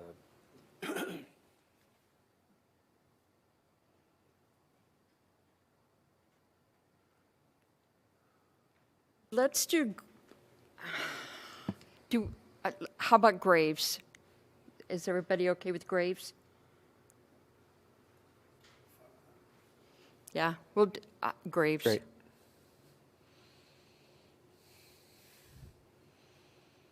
Graham, is there anything you want to say before we decide to add this extra street? No, yeah, just give us some direction and we can go, we will implement. I guess I'd like to see a stop sign on Narenka if you feel that's a good next step at Grape. And then I think we've said Sandalwood, Taft, and Graves. You need the stop sign as part of the motion? It doesn't hurt to have that direction, so we can move on that. I'll make a motion to adopt the resolution outlined in the staff report 1 and 2, implementation of a pilot program for 3 streets of, Steve, you said Sandalwood? Sandalwood Drive, Taft Avenue, and Graves. And the stop sign. Would you add? And then add the stop sign on Narenka. Narenka. Okay. Somebody like to make a second? I'll second. All right, please vote. Motion carries by unanimous vote. The other issue is the draft policy. If you want to approve that with some changes that you talked about and remove the requirement for the residents to pay for it, or do you want to hold off on that until a later date, or we could just remove that phrasing now? I'd like to have staff come up with some other options on funding before we do that, because we're kind of shooting from the hip right now. I'd also like to have a detailed prospectus on what it's going to cost before we vote on it. Well, Ms. Mitchell's analysis was almost spot on. I think you mentioned $600 per resident. We did an analysis for the Narenka one at $635 per property owner that would have to pay for it. So that gives you, it depends on how many properties and depends on how many speed humps. So it will vary a little bit. For example, is there any way that we could be creative and let people have a $30 a month or a $50 a month? Certainly, almost creating in a way an assessment district without creating a district, right? We could have, this is the cost to install, this is your monthly payment over a 1 or 2 year period. That's always an option too. So it sounds like if council's okay, we can come back with some more details about the funding options after we find out about whether CDBG is eligible as well. That may change the dynamic. I agree. I think that we need to come back with that because we need to have a serious conversation on alternative revenue sources without having to continually to dip into our reserves. And so until we have an honest conversation about what we're going to do and how we're going to get money in, we need to be judicious with the money that we're spending.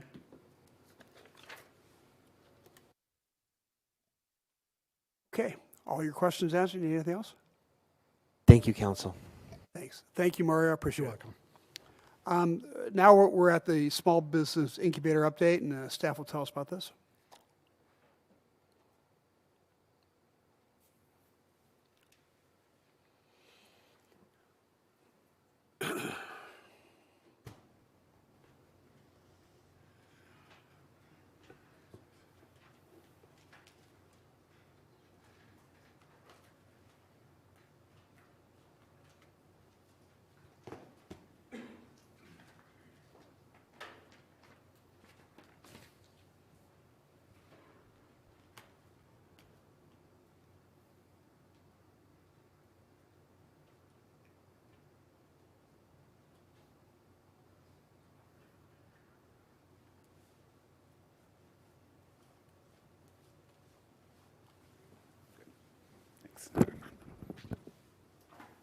Hello, good afternoon, Honorable Mayor and City Council. My name is Ryan Villegas.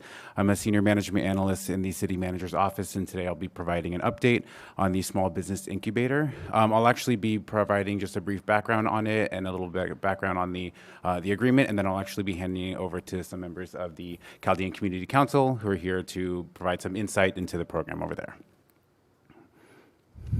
So a bit of background, in early 2024, the city purchased the property at 405 East Lexington Avenue using ARPA funds, the American Rescue Plan Act funds. Later that year, the city entered into 2 agreements with the Chaldean Community Council. One is for social services, and then the other is for the Small Business Incubator. And then additionally, when the city purchased the building, it was understood that there were tenant improvements that needed to be made. And so some of these require some improvements, office space, and then also HVAC and roof replacement requirements. And so the city just recently closed the RFP on this, and city engineering staff is moving forward with the repairs or the improvements to the building. But you will see in just a few slides that some of these improvements that are necessary have prevented from the incubator from becoming fully realized. All right, so a little background on the agreement. It's a 5-year agreement. There's a 3-year effectiveness clause. And then some of the requirements, the Chaldean Community Council is required to provide quarterly reports to the city. One, this satisfies the ARPA requirement that the city still has to do on ongoing ARPA projects for reporting.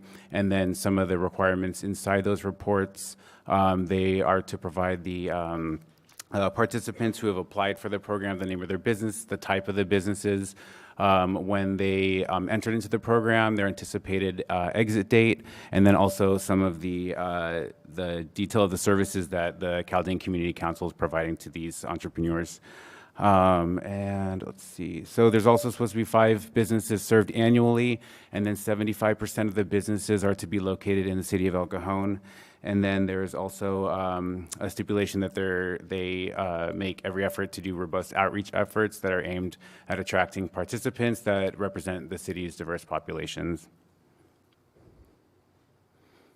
Then here we have a list from the most recent report that we received from them back in July.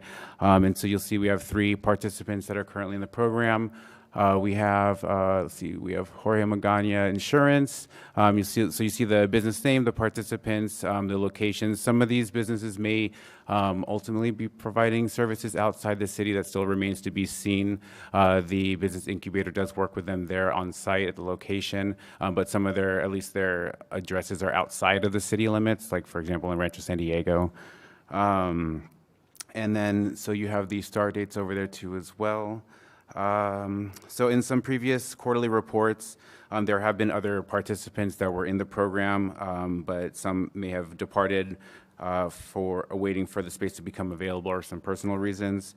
The CCC can provide additional information into the other participants or the nature of the program over the last year. Based off the last report, I understand that Anne is utilizing some of the office space that's on the first floor of the property. And so, yeah, and with that, I will actually introduce Zachary Mansour from the Chaldean Community Council, and he will be able to provide some efforts into what they're doing.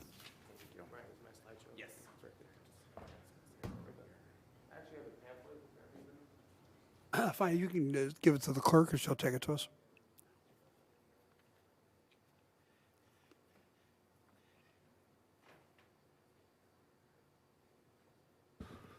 Hello, everyone. Nice to see you again. My name is Zachary Mansour, and I work at the Business Incubator.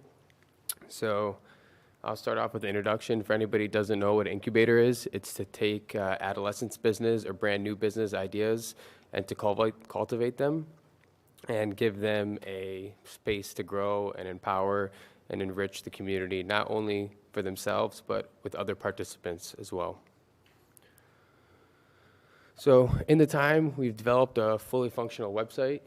We've had our application process, and we've had outreach materials that everybody has a copy of in a variety of different languages. And we've also done the demolition on the space. So with that, we hope that the city will come in and to kind of take it the rest of the way. But up until now, we also have one of our candidates here, Mace, who will give a testimonial of what we've helped her with.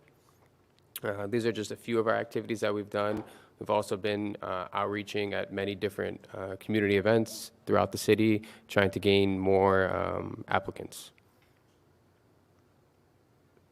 So we have 3 active participants in the incubator that we'll show you on the next slide, and we also have partners with the East County Economic Development Council, with the Cajon Valley School District, and with a variety of other different organizations, and we have a lot of them that sit on our board that's been helping mentor not only us as the staff, but as the participants as well. So we have Mace Mansour. She will give her testimony later today. We also have Ann and Jorge. These are our 3 top candidates right now. These are, like Ryan mentioned, we did have previous candidates, but you know, starting a new business is a monumental task. Majority of small businesses, unfortunately, don't succeed. And whether it was the space or they needed consistent income immediately, one of our candidates had gotten into a car accident and had some health issues. So a variety of different life events have steered people from not continuing with the program. One of the major things as well is obviously funding. When a lot of people come to our doors and they want to start their business, a lot of times there are equipment costs, there's different type of marketing and website design and maybe accounting and a variety of different things that we don't have internally that we can you know, mentor them with. So funding, I know one of our candidates, she was a very talented seamstress, and she wanted to make fully custom suits for women, which is a kind of niche market, which I think was great. But you know, she needed money for a sewing machine and all these different type of fabrics. And you know, unfortunately, we just obviously didn't have that type of budget to help her. So she's continuing to work at Nordstrom's at the time, but hopefully we can move forward to help her. I mentioned some of our challenges. I think our physical building, right now it's all torn up. There's no ceiling, there's no lights, there's no air condition, there's no desks. It's like an industrial warehouse at the moment. It's just bare. We're doing the best that we can as a staff, but it's really not a conducive environment for business. So we hope that the city will eventually come and, I mean, they're already starting on it, and to make it viable for us to work with. I think that would give everybody a very positive energy and within the workspace to collaborate and to be productive. Also, the startup capital, like we said, seed money, depending on the industry, and you know, we do have people that sit on our board that express interest, saying, "Hey, you know, if there's a really good idea, we don't mind being a type of angel investor," but under the current circumstances, it's just really hard to cultivate these businesses without any space to really let them grow and provide a business plan and presentation and a place that they can show up every day and kind of build towards their goals. So after the renovations are done, you know, we plan on having a grand opening party and kind of showing everybody throughout El Cajon what we can do to help empower them and to build a better life for them. And we can do areas for workshop, have guest speakers, and obviously if anybody here would like to come and sit a day in the incubator and kind of see what we're doing and meet with potential clients, that would be excellent. I'm sure they'd really appreciate that. And now I will hand over the power to Mace, one of our prime candidates, and she'll kind of give you what we've helped her do and what she hopes to achieve.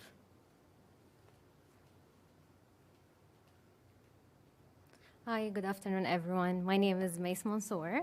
I'm the founder of SAS Modern Marketing. So my journey started back in 2016 when I moved from Dubai to California. And my background in computer science and data science, I start to work with companies like Apple, Hertz, Car Rental, and a lot of different companies. And that's when I start to see the gap between the modern marketing and the regular marketing for like Z generation, X generation, and the regular marketing that we do for like in general. And that's when the incubator come in a part to help me out to register my company and to help me step by step, and even to help me to assign more clients to me to help them to see like their vision in real life. So I'm here today to say thank you so much, and then to show my gratitude and my grateful how I am for the incubator to help me with my business. Thank you so much, everyone.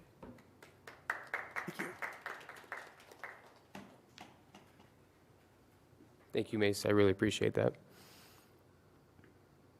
So these are some of our partners that we've been with that's helping promote our agenda. And Grossmont College, the dean over there, is very excited.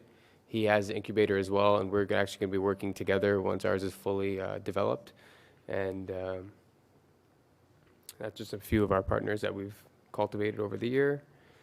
Closing gratitude, we want to thank you guys for giving us this opportunity to provide economic development to the city of El Cajon and their participants and citizens, and we hope that they can have a better life and a better economic life, and we appreciate it. Thank you. Thanks. Let me see if there's some questions. Anybody? Please. Start with Michelle. Hi, thank you. Thank you. I'm going to start out. I have, my first one is, you had talked about funding and not having the money to be able to help some of the applicants. What happened to the $500,000 that you received from the county? That money wasn't directly transferred to us. That's for the money that was used to renovate the building that the city is managing. I thought that money was given to you by the county for the business incubator.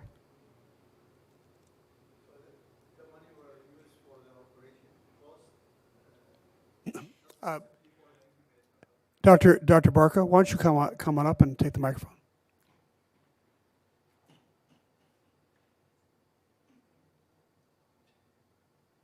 Hi, Dr. Barca. How are you? How are you?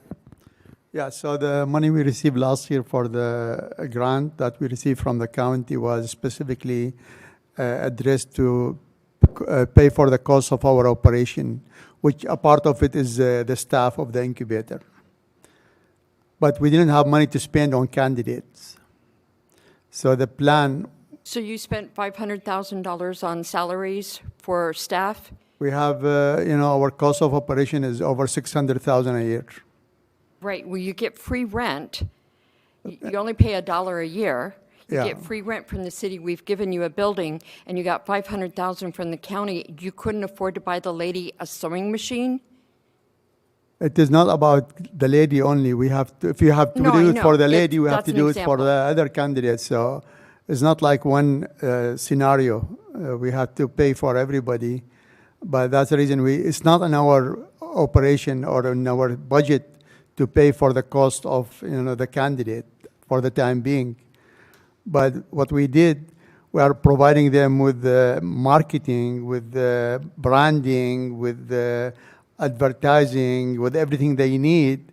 And we can see the package in El Cajon Small Business Center that we established. Right. We have hired candidates to help us with the SMO, SEO, building website, and doing all this work. And all these people, we have to pay them because we need the staff to run the operation, and we need staff money to pay for the cost of social services too. So, but we don't have in our budget to pay for the candidate for the time being. The only way we can do that is if we get a specific grant for that. Okay, because that's taxpayer money, and I'm asking because it is taxpayer money that you received, and it was under the impression that it was going to help the candidates. Not to so- pay for the candidate, not to cover the cost of their equipment need or anything like that. We built a team that can help them with their cost, like of marketing, with their cost of developing their programs, but not to do a specific like if we pay, for example, this lady, she is asking for $8,000, and other member they need money. We don't have it in our budget. And don't the candidates pay to be in your incubator? No. But So they do pay for everything is social free for the candidate. Office space, we give them the computer, we give them the printer, we give them the setup, mailbox, everything they need, mentorship, training, all that is free. The media aspect, making video for them, making commercial, doing all of that is included, but we cannot give them budget to buy equipment for their project. Okay, I'll go to my next question. There were 6 participants as of April, and you said that they left because of car accidents and the like. How many of those 6 businesses were inside the city limits? Inside city of El Cajon? Right. Every candidate so far we have in the city of El Cajon. But it says here outside. On this, for the 3 that you have right now, the insurance, the marketing, and the health service, it says 2 of them are outside. Ms. Mitchell, I can provide some clarification. So of the 3 right now that are engaged in the program, 1 is physically in the city of El Cajon. The other 2 have El Cajon zip codes, but they are physically located outside of the city limits. I don't know about the first 6, though. Okay, because it was my understanding on the agreement that they had to, it was like 75% of the participants had to be from El Cajon proper, not Rancho San Diego, but in the city of El Cajon. Is that a fair? 100%. That's what we are. That's what our goal is, to have 75% of them within the city of El Cajon. Okay, so if I were to look up each of these addresses and the 6 addresses of the prior candidates, all of them 100% would be in the city of El Cajon. At this point, we are not physically active. Right. Like No, I understand the that. building is not ready. I understand And that. we are kind of in the trial stage. So I will take, whatever I can, because my goal is to help. And I want to wait. I'm waiting for the building to be ready. These people who are going to be in the incubator and that they're going to be fully serviced with office space, with everything that we are going to do as our program listed, they're going to be 75% in El Cajon, and the rest will be outside. Great.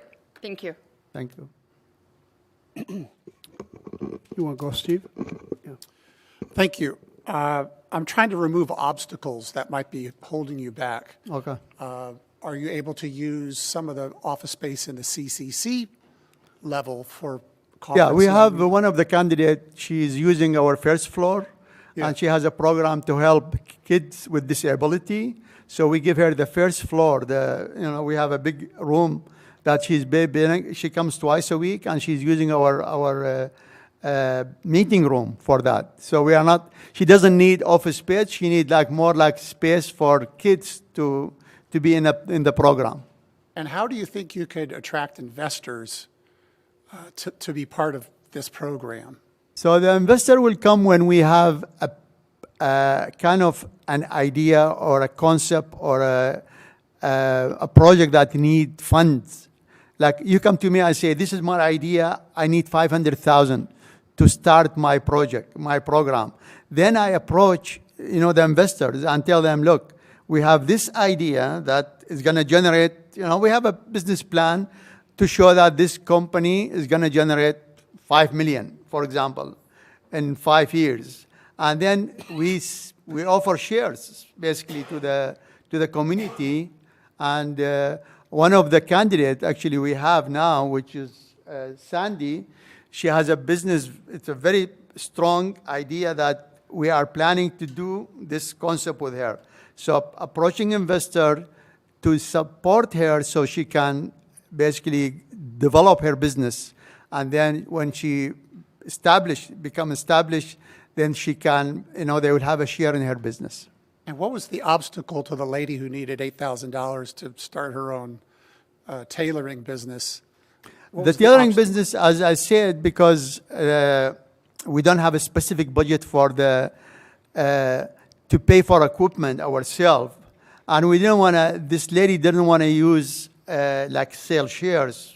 She want to keep everything under the umbrella of her company.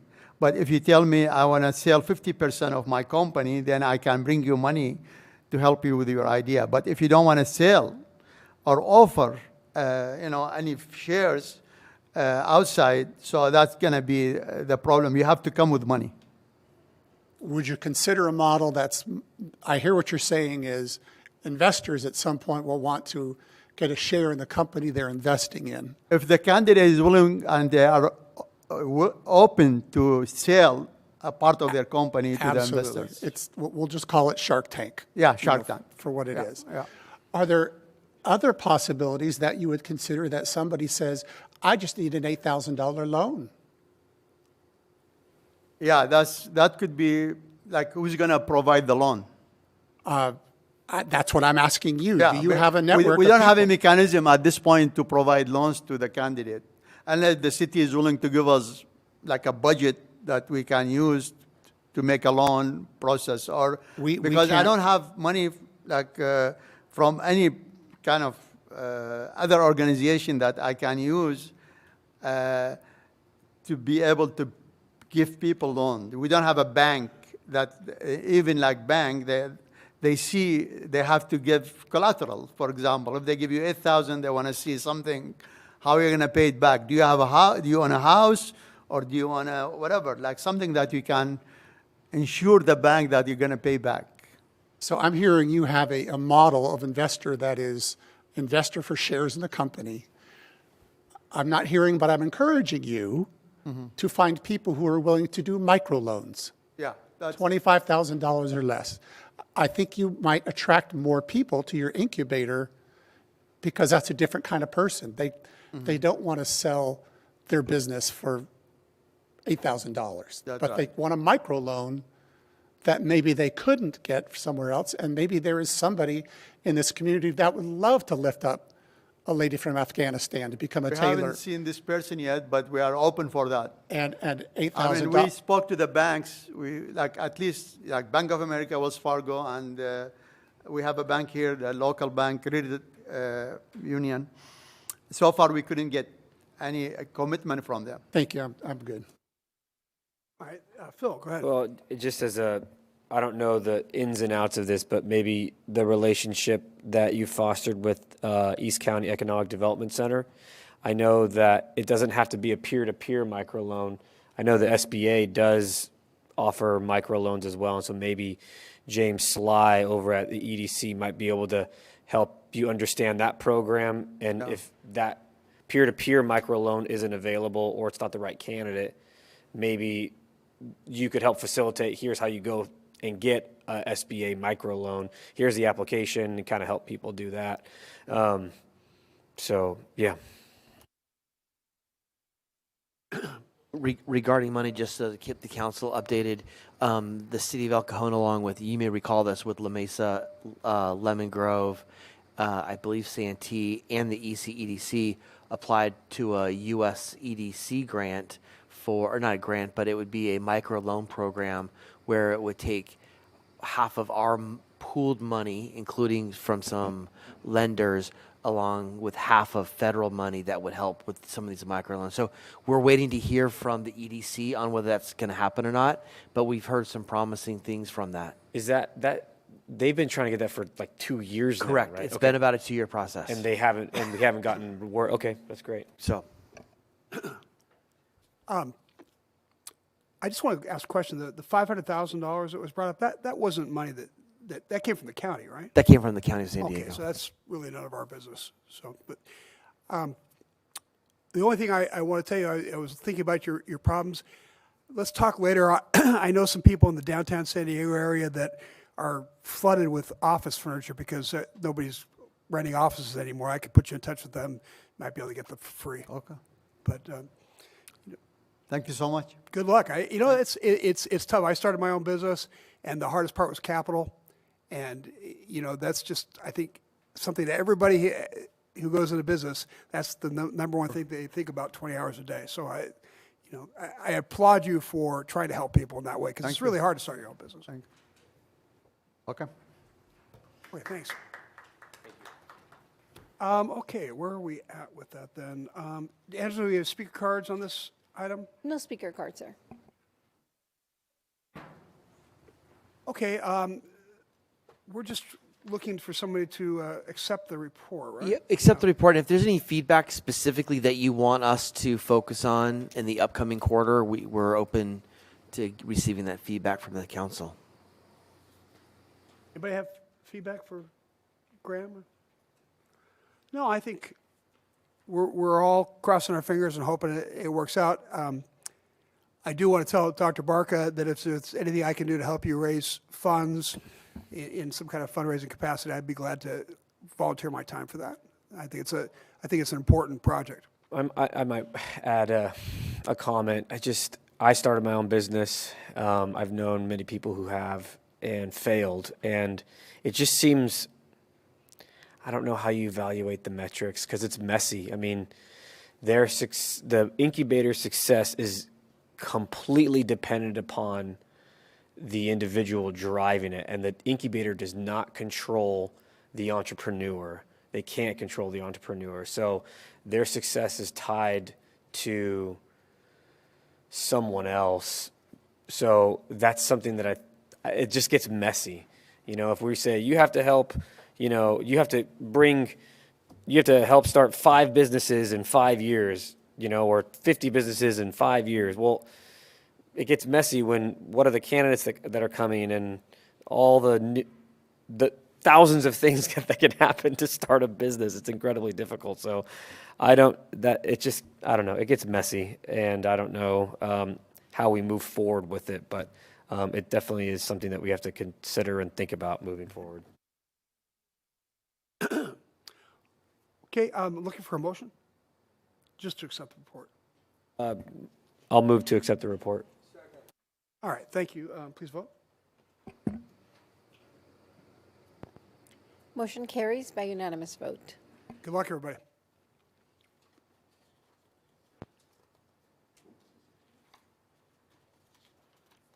Okay.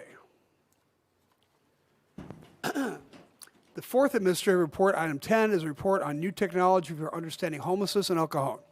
Staff, will you please tell us about this? Mr. Mayor, can we go back to agenda 9? We haven't hit that one yet. Sorry. I keep missing these things. Okay. You're so excited to be done, I guess. You have plans? No, my wife's in Florida. I have nothing to do, so Okay, we're here all night, I guess. We can make it a long night if you want. All right. Item 9 is a city policy priority update on third-party service providers and street sweeping pilot programs. Staff will tell us about this. Okay, good afternoon, Mayor and council members. I'll try to get through this pretty quick. There's a lot of information I'm going to cover. The first portion of the presentation is to provide an update to the City Council on its goal to increase oversight and performance of third-party contractors. The second part, and I'll talk about our vendors, give you guys an overview, or give the council an overview of our vendors, and then also the steps we've taken recently to improve performance.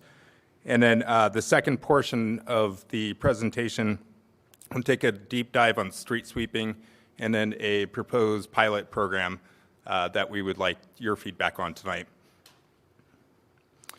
Okay, in January, as you'll recall, you passed the City Council's 2025 action plan. One of those goals was city beautification. And to advance city beautification, the Public Works Department set out a few goals. One of them to reduce illegal dumping, landscape city streets, and then to improve management and oversight of third-party contractors. In order to do that, the Public Works Department set out some very specific strategies with regards to improving performance of third-party contractors. The first one was to develop monthly spot checks. The second one was to develop or schedule quarterly meetings with these vendors so that we're having more touch points and we're talking about the results of our monthly spot checks. And then the third objective was to present what we're presenting to you tonight. So we have 5 vendors that provide a host of services. GeoCal provides herbicide applications in the city's right-of-way and stormwater channels. This includes roughly 825,000 linear feet of streets, alleys, bike paths, and sidewalks, and about 900,000 square feet of storm channels for an annual cost of $109,000 annually. GeoCal also maintains landscaping in the city's sidewalk planters, street pop-outs, and street medians for an annual cost of $136,500. Urban Corps assists the city with illegal dumping by both patrolling and fielding complaints through the city's My Civic app. They remove 160 tons of trash annually. The service costs us about $119,000 a year. Urban Corps also patrols and takes complaints for graffiti removal. Last year, they resolved 2,750 complaints at a cost of about $155,000 annually. St. Madeleine Sophie's Center provides bus stop maintenance and cleaning. They perform regular wipe downs and emptying trash cans at 89 bus stops for a total cost of $75,000. West Coast Arborist provides tree maintenance services for the city's 7,000 street trees and park trees at an annual cost of $360,000. And then finally, SCA, or Sweeping Corporation of America, provides citywide street sweeping. The company provides 10,000 curb miles of sweeps, 33 million square feet of parking lot sweeps, and 200 hours of emergency or special sweeps annually at a cost of $610,000. So as I had mentioned, staff has, for the past couple of months, been working on putting in place additional oversight steps. So we've scheduled quarterly meetings, we've developed monthly spot checks, and again, we're here to provide an update as part of our actionable steps. And I should go back and just reiterate that these measures have already shown us some improvements in areas. We're watching how much trash we're receiving from our illegal dumping cleanup contractor and seeing those numbers increase as we pay attention to them. Okay, effective, and I'd like to shift this portion of the presentation, as I mentioned in the beginning, to street sweeping. So we'll take a deeper look at street sweeping and then the proposed pilot program. So effective street sweeping has several benefits, including overall health and safety and aesthetics of our community. It maintains clean streets, public spaces, and neighborhoods, reduces urban flooding, decreases litter and pollution that goes into our stormwater, and then enhances safety of bike lanes, and then identifies abandoned vehicles. Okay, the city provides street sweeping on a monthly basis to residential areas, both single family and multifamily, and then weekly to commercial areas and twice weekly to downtown commercial areas. Our current practice to address inadequate street sweeping is to arrange special sweeps. The special sweeps are generally in response to complaints received or problem areas observed by staff. Poor street sweeping is most often the result of vehicles parked during sweeping schedules. And special sweeps require several days of preparation, so about 48 hours before a special sweep, or often longer, the city will go out and place no parking signs and certify those signs. And then every day until the sweep, they'll drive by to make sure those signs are still there. And then on the day of the sweep, Public Works will coordinate with the police department and, to either ticket or tow vehicles that are still parked there when we're performing a special sweep. Generally, every effort's made, of course, to contact the vehicle owner to avoid having to tow. It's my understanding that as far as citations goes for special sweeps, it's generally about 1 or 2. And those instances are pretty low. But that process is time-consuming. So there's several factors which limit effectiveness of effective street sweeping. One of them is parked vehicles, as we had mentioned, and then abandoned vehicles. And I'm going to introduce 3 streets in just a second, but we went out to 3 particular locations and observed how much of the curb line was open when a sweep was scheduled to be performed, and it was about 70% of the curb line was occupied by vehicles.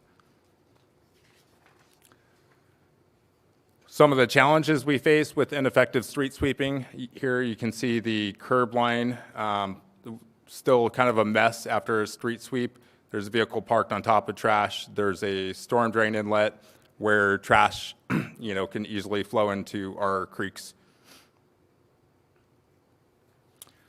Okay, so as a way to improve the quality of street sweeping in our community, staff is proposing or requesting your feedback on a potential 6-month street sweeping program, which would introduce no parking enforcement in 3 very specific locations. The proposed program would install no parking signs with street sweeping hours listed on 3 streets for 6 months. Rather than certifying and posting the temporary no park signs, which is what we do right now, the proposed sign would install posts and signs on those posts. This would improve staff efficiencies. Obviously, we wouldn't be going back day after day to ensure the signs are still in place, and then also the program's effectiveness. During the posted sweeping times, enforcement would be performed to ensure that vehicles are moved, similarly to what we already perform for our special sweep program. Vehicles that are not moved would be cited. It's a $42 citation, or towed if absolutely necessary. Generally, if we run across a car and it's not a huge mess under it, we're just going to leave it where it's at. Every attempt would be made to contact the vehicle's owner before we request a tow. And the program would include robust outreach and measures of our success, or tracking, I should say. Okay, so the proposed locations would be on Decker Street between First and Anza. This is near the county's welfare or service office. This location is swept once a month on the 3rd Monday during the day. Here's some photos of the existing conditions on that street. And you can see lots of grease and trash. I wanted to point out this picture. There's a line on the right of the screen, if you can see it. That line is left from a sweeper brush. This is about a week ago. You can see that line just keeps going straight past all the cars. That indicates that at that moment, it was likely that 100% of that curb line was occupied when that sweeper came by. Okay, the second location is Fessler between Pioneer and Johnson. This is located behind the shuttered CVS on the north side of Fletcher Parkway. It's an area where we're constantly cleaning up debris left from homeless camps and activity.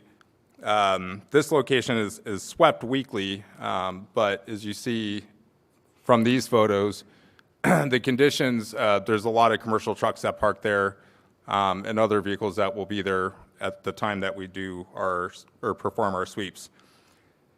And then the third location would be Madison Avenue, and this is over by Kennedy Park. There's an elementary school there and a church, which just generally has a high impact of traffic, and so it's not always very accessible for our street sweeping program. And so that's a look at some of the conditions we have there. So in regards to outreach, we would plan to, if approved to move forward, we'll start developing door hangers that would be placed 2 weeks in advance of the first sweep date. We would post notices on vehicles that are parked there 72 hours ahead of our first sweep date in each one of the locations. We would post social media and do some outreach 2 weeks leading up to the event. We would also place temporary signs. We've also considered doing electronic message boards as you enter those areas to inform residents that those areas are going to be under special sweep enforcement. And then also on the first go around, we would issue warnings as opposed to actually citing or towing residents. And to measure our progress or success, we'd look at the percentage of curb line swept throughout the program and kind of track metrics to see how we're doing. We'd also track the number of citations issued, take before and after photos so you can kind of see the difference when we come back and present our results. and then monitor feedback that we're receiving from My Civic, which is the app. We did survey other cities, just kind of see where this pilot program might fall in line. Of this 15 cities that we were able to directly contact, and I should update, it's actually 16 cities that we're able to speak with. 14 of them had no parking signs for street sweeping, listing the dates. 11 of those enforce to some varying degree. Some will only ticket or cite with a parking citation. They're all about the same price as ours. And then a handful of them do not. And so with that, the program we have kind of put together is estimated to cost about $11,000. We have sufficient funds in a wastewater budget. Our timeline, if the council gives us the green light, would be to reach out with marketing materials. So we'll develop marketing materials up until that point, but start to distribute those by mid-January, with the program kicking off in February. And with that, I would like to turn it over to the council for discussion, questions, and to get your overall direction. Thanks, Dave. Appreciate that. Who'd like to answer a question? Michelle? Thank you for the report. Question, going back to the beginning of it with St. Madeleine Sophie's, I thought we stopped the bus cleaning contract with them. No, we still have an active agreement. I'll pull it back for you. We are transitioning, and the moment of transition, we're in agreement with, or working with MTS. Right. Yeah. Oops, I blew right over it. But anyways, in short, we're working with MTS, and they're going to start to take over the bus stops. And at that point, they'll be responsible for maintenance. That begins in January when they receive the shelters. In February, they receive the furniture, the benches. So I presume that transition will really start to get underway in the first quarter of next year. Okay. All right. And so now let's go to the street sweeping. If there is one car parked in, like, say, a cul-de-sac, do they just not sweep that cul-de-sac? No, they'll sweep regardless of whether the entire curb line's full. No, they don't. Because my day for sweeping is the third Thursday of the month. My neighbor has their car parked in front of their car. I have no cars parked in front of my house, and two other of my neighbors. And the guy he was like in the middle of the cul-de-sac, turned around and left.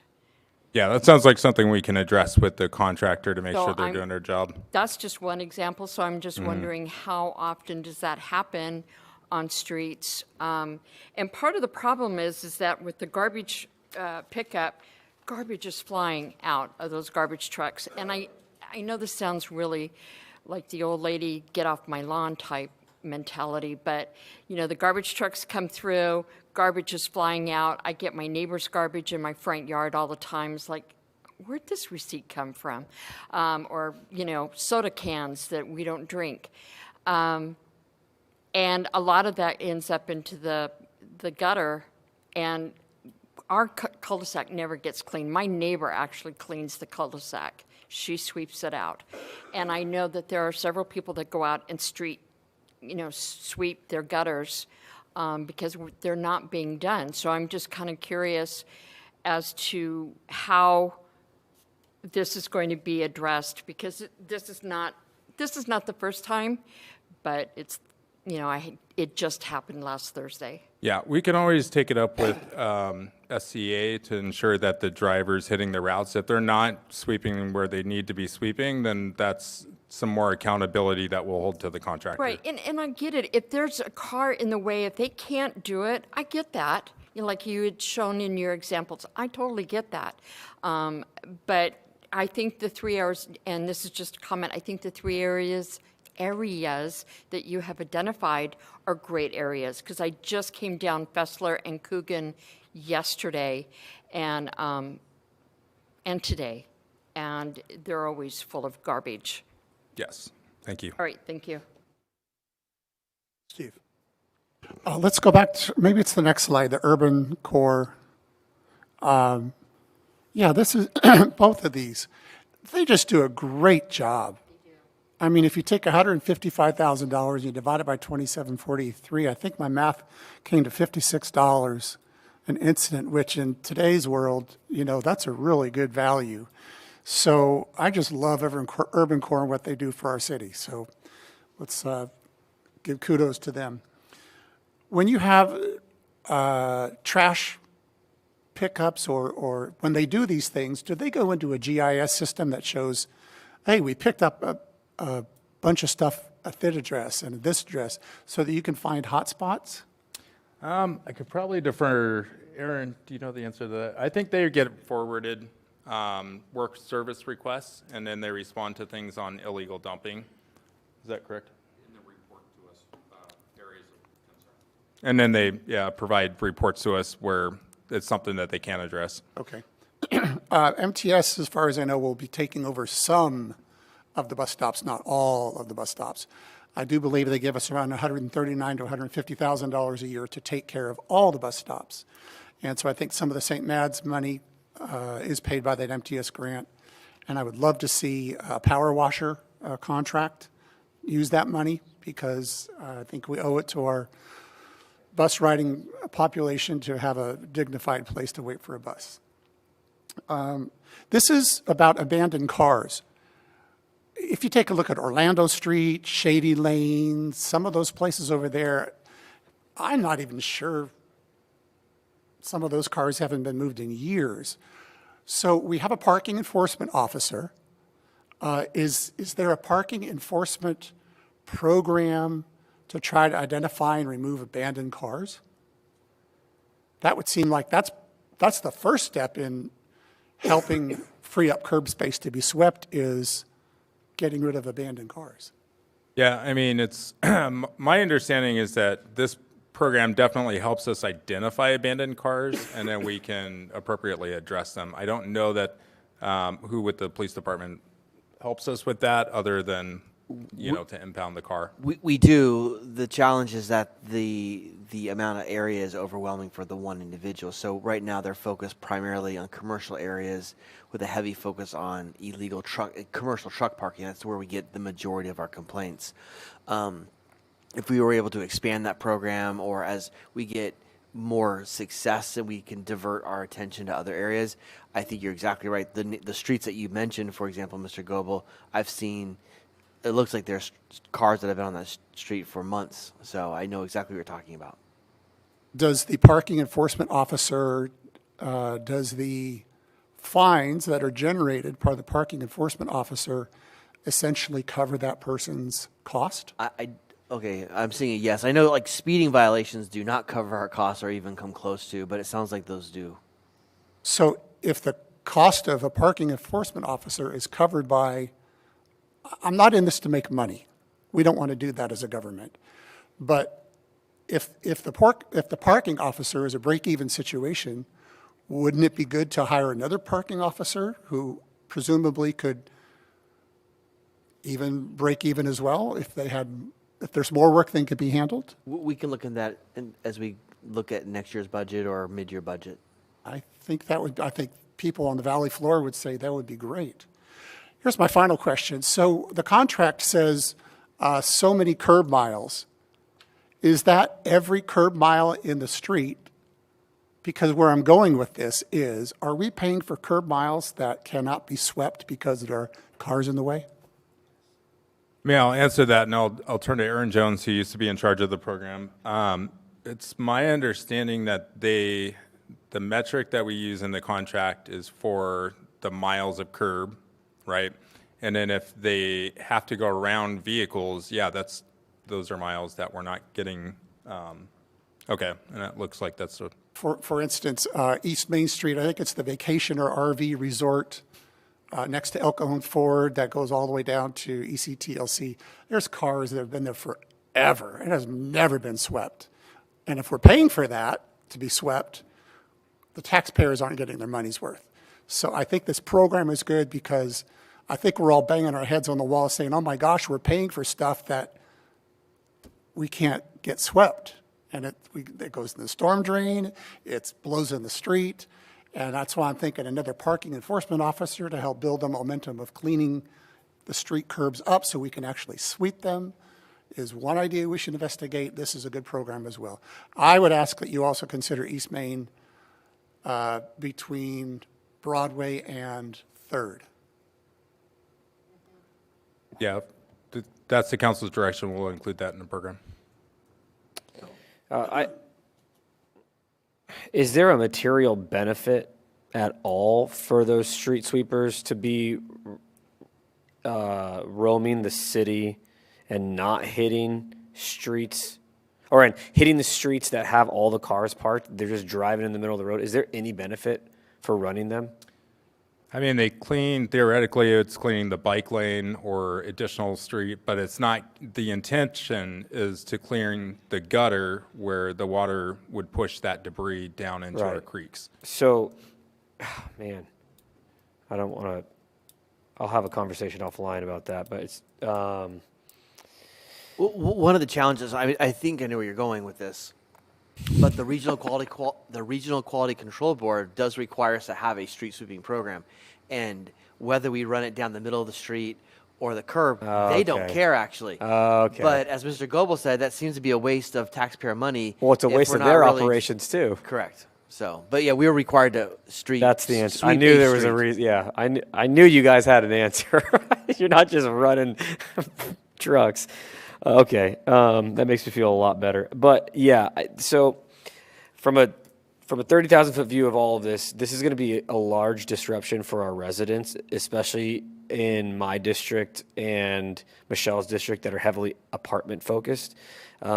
People just park. That's the only parking they have, is on the street, and so the pilot program is great.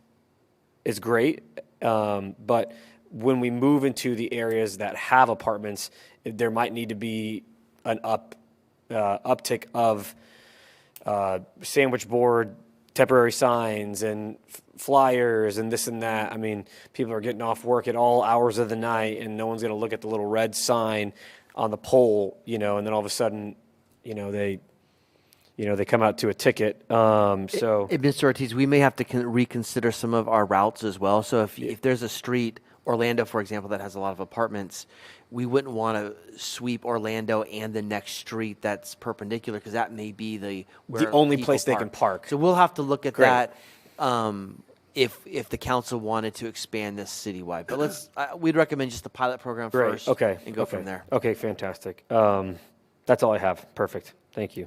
I'd add one more thing, consider, I saw your street sweeping example was 9 a.m. to 1 p.m. I assume that's when you assume people are away from the curb, they're at work. But you could say, okay, Harbor Freight can loan their parking lot to the people on Orlando overnight if the street is swept overnight, because it gives them a commercial place for one night a month to park their car. You might consider a commercial partners as well. And we would try to work with the vendor to identify the most precise time that we would sweep, because the goal would not be you can't park here all day. If we could get the window for sweeping down to a realistic window, that would be the goal. And so that will take some. It's a lot of coordination. Negotiation, leveraging. Yeah. So the other question I was going to ask is can one of the ways we hold this contractor accountable, can it be incumbent upon them to document what percentage they're actually sweeping of the curb? Is that a way we can hold them accountable, or is it incumbent upon us to track how much they're actually hitting? I mean, the contractor does offer curb counts. They even offer enforcement where they'll have someone either follow the street sweeper truck and write citations if need be, or something they attach to their bumper that takes pictures of license plates. Okay, so they do have the ability to say, we weren't able to hit this street, but they will, because there were so many cars parked, Okay, got it. For the pilot program or smaller scale, they're having their drivers offer to take car counts. I obviously feel a little more confident with my staff. In fact, I went out and did car counts too to verify our numbers. But yeah, those resources are out there. It's just counting cars. Okay, great, thank you. And they'll go, like if the whole street's clear and there's one car, they'll just do a little S, right? Yeah, okay, great. That's the way it should be, although I got to follow up on Michelle's street. One more question. Can we do a social media blast and maybe just on, on social media, telling residents, hey, find out what day and give them the link to the page that shows what day their street sweeping is. Find out what day your street is swept and move your car. I mean, and that's in conjunction with, everything else that you're going to do. But this might help my street, somebody else's street, where, people just don't know. They don't know what day their streets are swept. They don't realize that they can't get swept if their car is parked there, like my neighbor has their car parked there. And so if we did a social media thing from the city of El Cajon, then that can be spread out and I share it to 20 different groups. That's a lot of people. Yep, we have that resource already, so that's a great idea, and we'll go ahead and take that. Yeah, anyway. More questions? Graham, on the recommendations, you're asking for feedback about the program. The one thing I'm not clear about is the enforcement that we're going to use for the pilot program. Is the plan to give tickets? Just put up signs? So what we would do is we would go out and do the door hangers first ahead of time. The first day we do the sweep, we would actually issue warnings, not actual citations. After that, we would start issuing citations and tows after that. Well, from my point of view, I'm comfortable with citations. I think we have to do whatever we can to maintain the trash levels on the streets. It's just out of hand, and it's unfortunate that some people may get tickets, but I think it's very important at this point. Thank you. I appreciate it. Absolutely. Thank you, guys. Let me see. Are there any speaker cards for this item? There are no cards, sir. Okay, then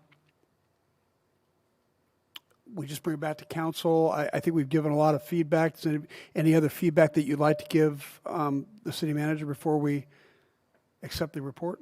Yeah, well, I'd like to make a motion to receive the report and make a motion to proceed with the 6-month street sweeping pilot program. Was there consensus on adding East Main Street? With the addition of East Main. Yes, there is. Okay, That's my motion. That's a motion. I'll second. Please vote.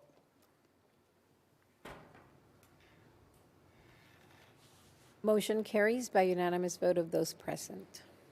All right, now we're having our report on new technology. And here's the technology team. It is. Do you have like a name like superheroes or? Nope. Tech Titans, I like that, yeah. Titans of Tech, that sounds a little more.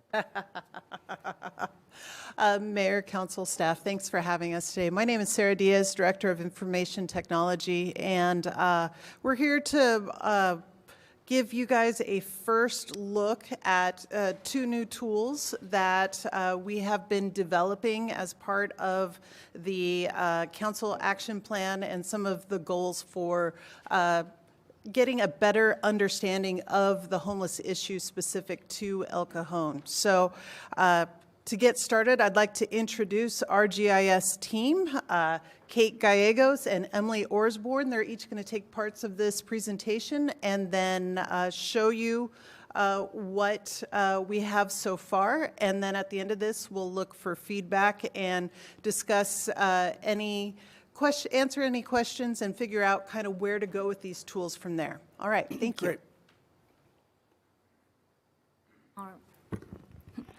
All right, I'm going to go ahead and start with describing what Geographic Information Systems is. We're not just making pretty maps, although we do that. We also take the information on those maps and we use that to interpret patterns and recognize trends, which is helping us to make better decisions for you guys. All right. Our mission is to support data-driven decisions by presenting and analyzing spatial information in a clear, accessible, and actionable way. All right. All right. I'm going to walk you guys through our new Addressing Homelessness dashboard. This is the result of the City Council's action plan. The dashboard contains live data and a lot of interactive components. So we have three main sections: understanding the problem, what can you do, and what are we doing. These kind of address the various perspectives that people have on the homeless issue. So our first dashboard in here is homeless incidents over time. This is a time slider. This contains about 10 years of data from 2015 to 2025, and it moves through the years in about a 6-month time period. It shows transient-related police incidents, which includes transient trespassing, transient disturbances, and illegal lodging. From this, we can tell that there was a slight decrease in transient disturbances, but also a major increase in illegal lodging incidents. This section kind of describes and gives information about how citizens can support local organizations, volunteer, and there's also information about our My Civic app. The What Are We Doing section describes what the city is doing and how they are supporting multiple organizations. First up, we have the El Cajon Homeless Task Force Operations Dashboard. This contains data collected by our public works staff. They collect data on their bi-weekly cleanup operations. So they clean up information such as camps cleaned, total debris collected, number of staff that were present on these operations. So we have that here on averages per month and averages per year, as well as locations. Here we have information about the programs that the city supports, one of those being the Away Back Home program. So this map shows locations where homeless individuals have been reunited with their families. Some more program descriptions. And then by the numbers, so this section includes information that was included in the most recent homeless staff report presented to City Council in July, I believe. It has information about funding sources. And then this is the expenditures dashboard. So we have the total expenditures. We have expenditures by program, and also the number of persons placed into permanent housing, emergency shelter, bridge transitional housing, and average expenditure per person placed in housing. We also have number of persons assisted by funding source and by program. And then this graph on the right shows number of persons placed into housing by program.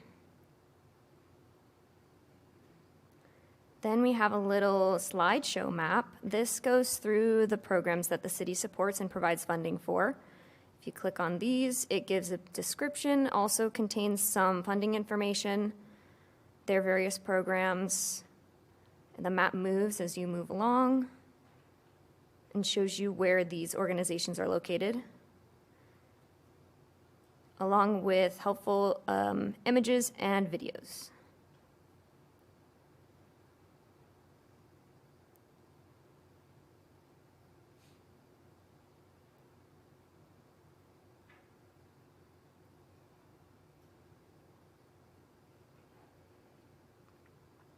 Then we go into our transient-related police incident section. Here we have a heat map of the transient-related police incidents, showing the areas that they're most concentrated in, where yellow is the most prevalent. Stemming from that, we also have another map that shows incidents within the last 6 months on this map here. And we have the indicators showing the numbers of incidents by call type, as well as the number of arrests made, and the average officer time spent on a transient-related incident by incident type. And finally, we have our Prop 36 dashboard. To refresh everyone's memory, Proposition 36 allows felony charges for processing certain drugs and for thefts under $950 if defendant has 2 prior drug or theft convictions. So this dashboard shows the effect of Prop 36 in the city of El Cajon prior to and following when it was implemented in December 2024. And that's a brief overview of the dashboard. Back to Kate. All right. We also created a customized homeless point in time survey. That way we could customize our questions to ones that are more pertinent to the city of El Cajon, which is allowing us also access to that raw data so that we can do more interpretations with that data. We have different categories of questions. The survey details includes the map location as well as the date that the survey took place. The client information questions includes the homeless individual's demographics. The homelessness information questions include the homeless individual's experience with homelessness, and the veteran information questions, which include, obviously, veteran answers. Health information questions, and we have a note section so that the surveyor, if they hear anything they think is important that isn't covered in the other groups, can go ahead and put those there. All right. All right, so that concludes the show and tell. I would like to note that all of this work was done by in-house talent using existing tools that we were already contracted with, so at zero cost over the last couple of months. So pretty exciting. I think they did an amazing job, but now we'd love to hear what you guys think.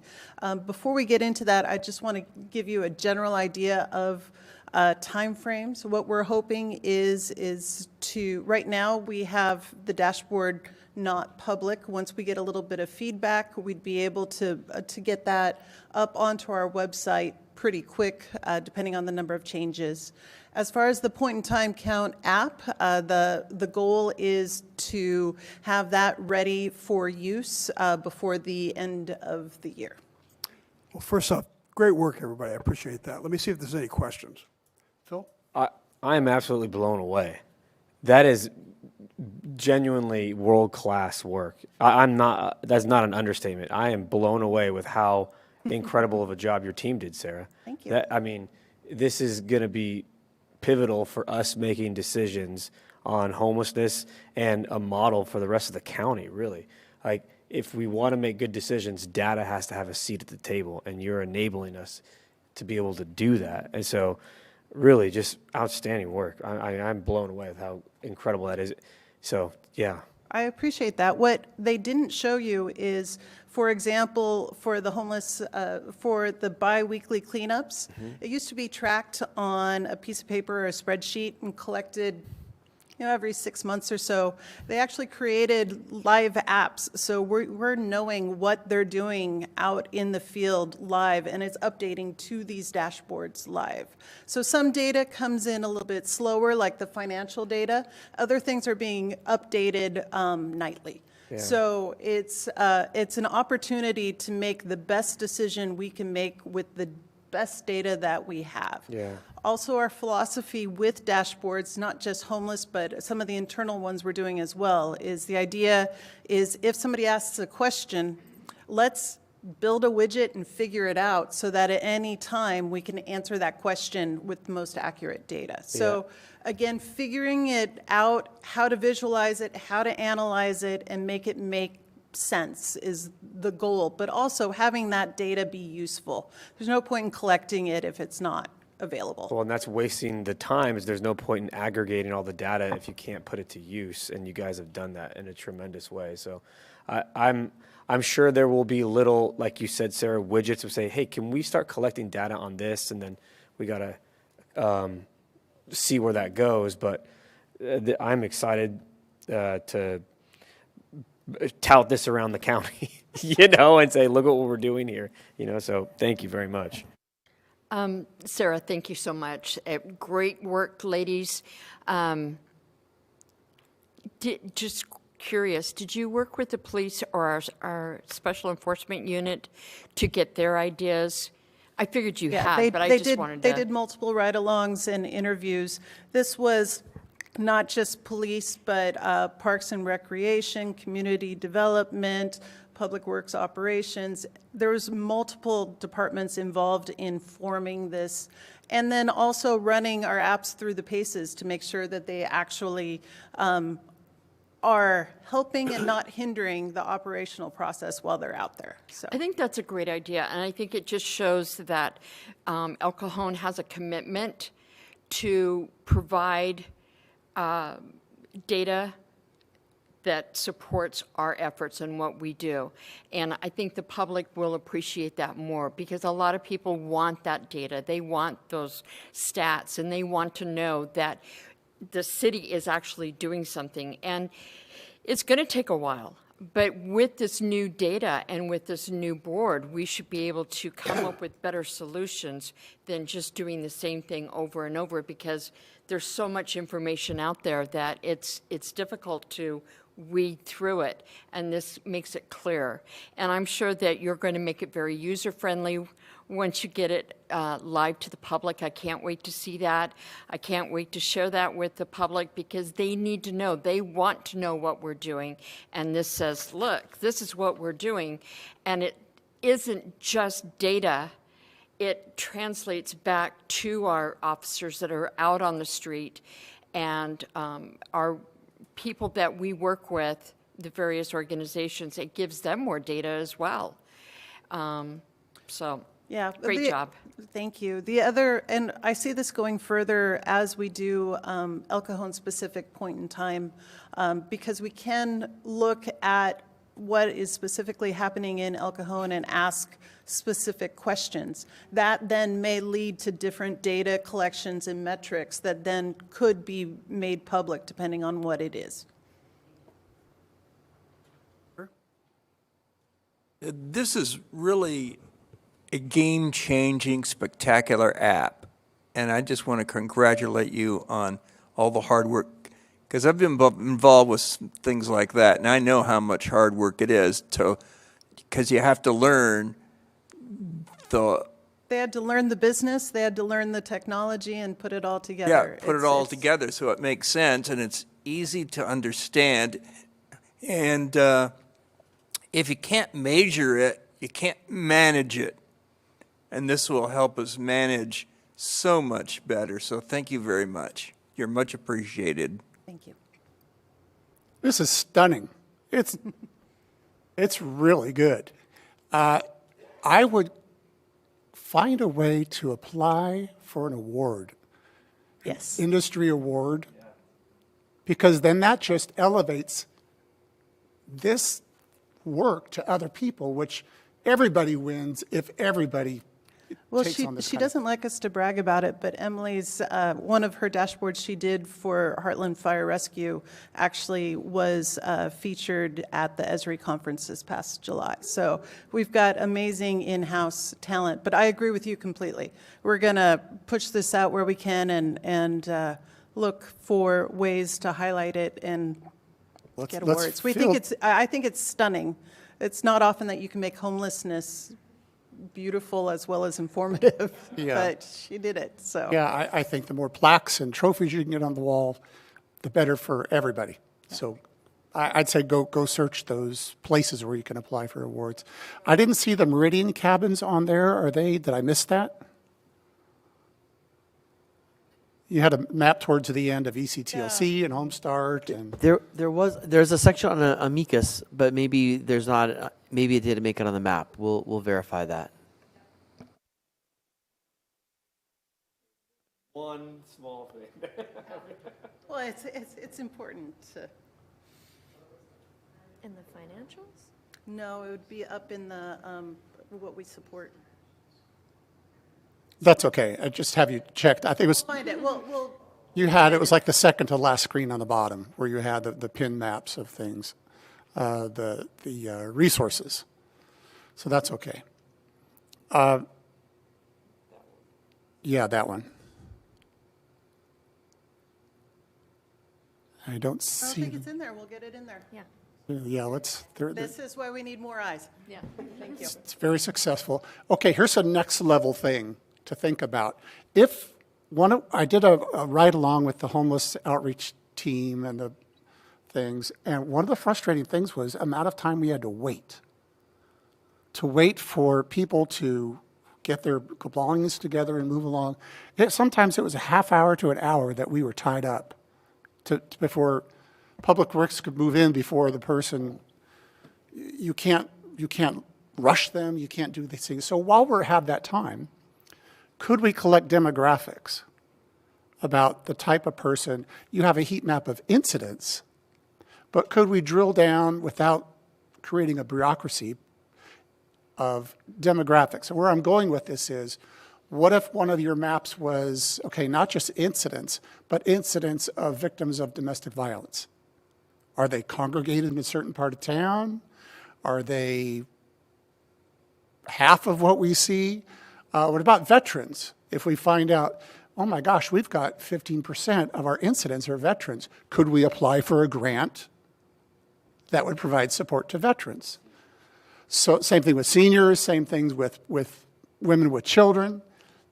This data could provide grant opportunities if we can capture that next level without putting more burden on what already is a big responsibility.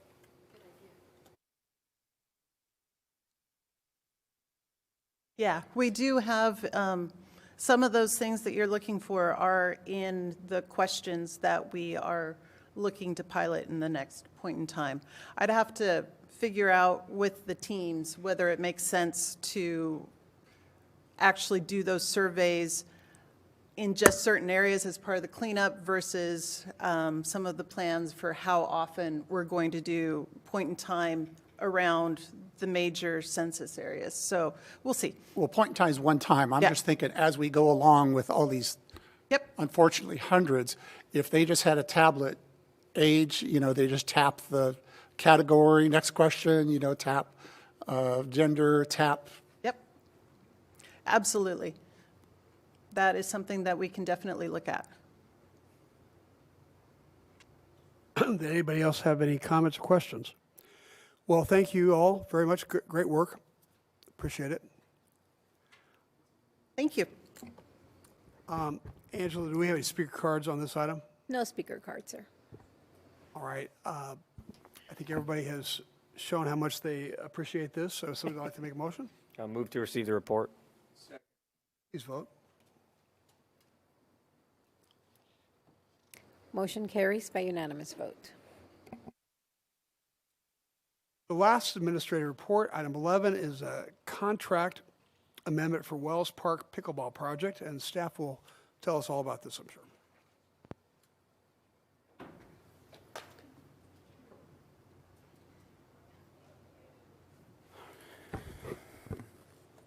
Okay, good evening, Mr. Mayor, City Council, and staff. I'm Sanan Kachi of the city's Engineering Services Department. Item 11 before you today is to consider approval of contract change order number 2. That's for the Wells Park Pickleball Project. So back in November of 2024, the City Council awarded a construction contract to Southwest Construction Services, or SWCS, for just over $1.9 million. This ARPA-funded project includes 5 lighted courts, shade structures, a hydration station, a fully renovated Welcome Center Pro Shop, and new landscaping and irrigation systems. Southwest Construction began work on January 21st of this year, and as you can see, the project is really taking shape and is about 90% complete. So today's request is regarding various issues encountered at the project site, along with some key additions that will improve how the new state-of-the-art pickleball complex fits into the park. So here we show the ceiling of the Pro Shop located within Wells Center. After removing some old drop ceiling, we encountered rotted wood due to water damage and wood rafters with no structural integrity. This was likely installed by the previous tenant, so it needs to be addressed. Here's the primary entrance to the Pro Shop. The walkways are planned for replacement to meet ADA requirements. The old walkways were too steep. And we also want to introduce some new planted areas. So pedestrian walkways are typically no more than 4 to 6 inches thick. We encountered concrete here 16 inches thick. So that takes a lot longer to demo and haul off and dispose.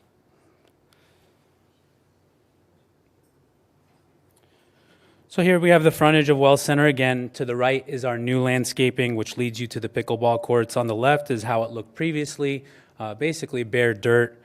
Our intent was to re-landscape all of these areas as part of the project in the original bid, but we chose to leave out some of the areas to keep costs down to ensure we get a good bid. Pricing came in extremely competitive, so with council's direction, we'd like to add these areas back into the project through this change order. And that way we can have a uniform look along the Wells Center, the whole frontage as you walk in. So this is what I call the secondary entrance to Wells Center. It's just a few feet away from the pro shop, primarily used by rec, parks, and police staff to access the building, and it connects to the pro shop from the backside. We've had several instances of individuals climbing these archways you see above the doorway. They get up onto the roof, and usually an illegal activity is involved. The roof directly overlooks the new courts. So to enhance park safety and ultimately pickleball safety, we'd like to remove these arches at both entry points. Just go back to this slide and you can see the double arch configuration. There's nothing structural about those, purely an architectural piece that can be removed.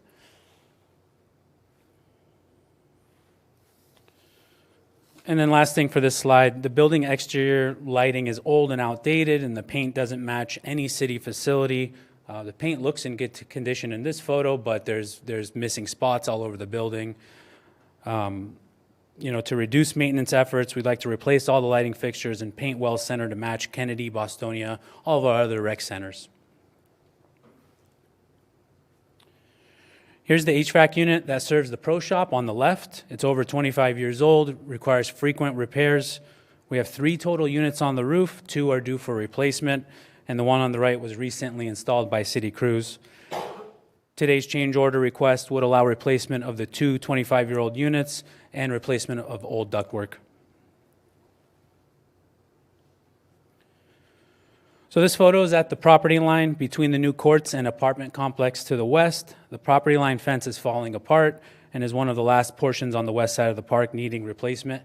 Again, another item we would have loved to include in the original bid, but we wanted to stay super conservative to make sure we got a good bid using these ARPA dollars that needed to be awarded before the end of last year. So it's an item we'd like to reintroduce to the project, and we also worked with the property owner next door to mitigate the tree issues as well, which would have an adverse effect to the courts. So finally, here's an area between the courts and East Madison Avenue at the very front of the park.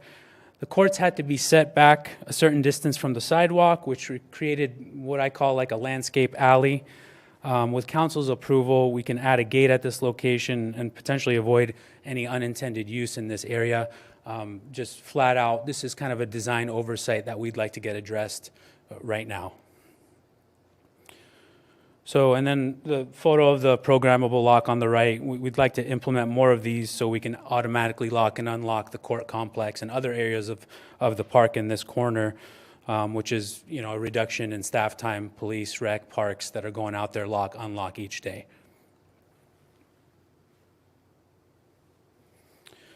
So we'll conclude with kind of a brief summary of the project schedule and budget. If you'll focus on the upper right-hand corner, I know the slide's a little busy. We spent most of 2024 performing the design work, bidding the project, and then, as we said, broke ground earlier this year in January. We're currently in construction, nearing the end of the project. So pending council's direction today, we think we can get everything done, including the change order work, by the end of October. So the city, and then moving down to, last thing there is the city allocated $2.925 million of our American Rescue Plan Act funds for this project.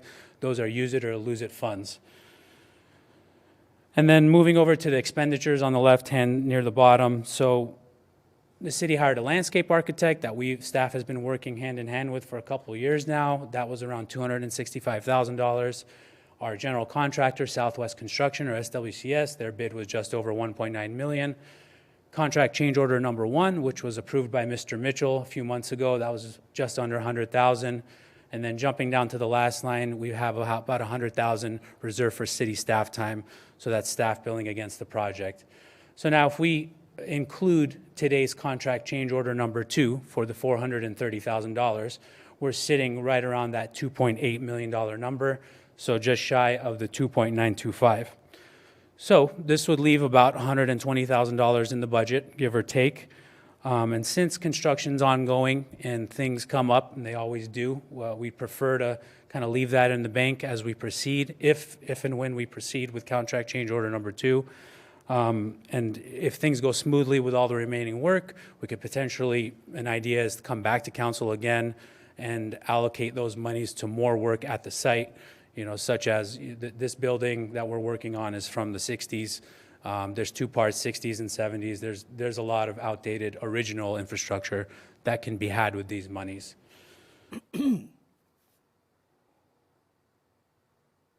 Okay, and I have staff's recommendation that the City Council adopts the next resolution in order to amend the scope of work and increase compensation for the Public Works contract with SWCS Inc. in the not-to-exceed amount of $430,000, $286.57.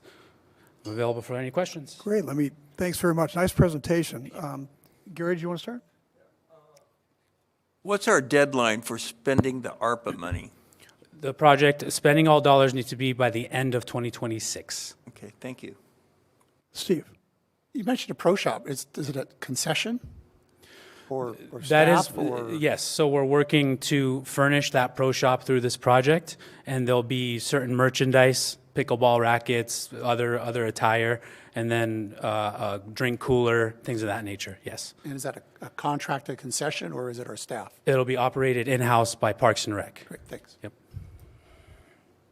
Bill or Michelle? Great presentation. Thank you for maximizing those ARPA funds and recognizing the opportunity. Great work. Thank you. Awesome. Thank you. Okay, appreciate that. Any speaker cards for this item? No speaker cards, sir. All right, then looks like an exciting project and money well spent. Anybody want to make a motion? I'll make a motion to adopt the resolution outlined in the staff report. Second.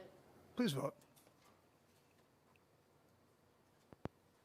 Motion carries by unanimous vote.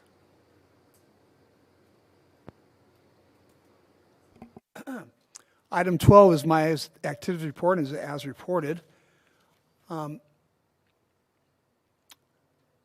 Activity reports for council members, Mr. Goebel. As reported. Mr. Kendrick. As reported. Ms. Mitchell. As reported with one comment, I went to Johnson's 70th anniversary of their opening of their school.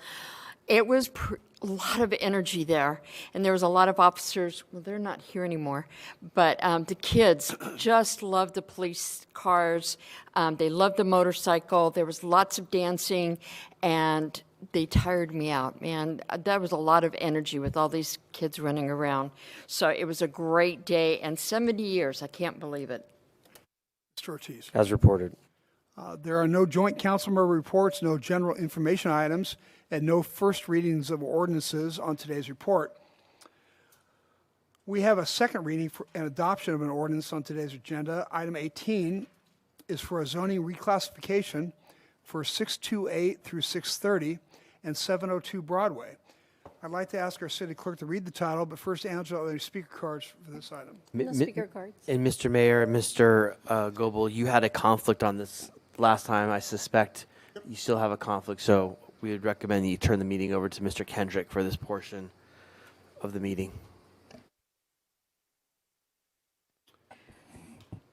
All right. Angela, would you recite the title of the ordinance, please? Yes. An ordinance rezoning a portion of property located on the north side of Broadway between Mollison Avenue and Ballantyne Street from residential single-family RS6 to office professional, 628 through 630 Broadway, APN 483-130-100, and property located on the north side of Broadway between Mollison Avenue and Ballantyne Street from residential multifamily 2,200 square feet, 702 602 Broadway, APN 483-130-4700, to Office Professional Zone, General Plan Designation, Office Non-Retail. Like make a motion to adopt? Oh, point of order. I think it would be the benefit, Mr. Mayor, for you to recuse yourself from this vote since you recused yourself from the last one. Yeah, you had a conflict at the last meeting, Oh, so. thanks for reminding me. Sure, Okay. yeah. So, Gary? Mr. Kent, yeah, Mr. Kentra.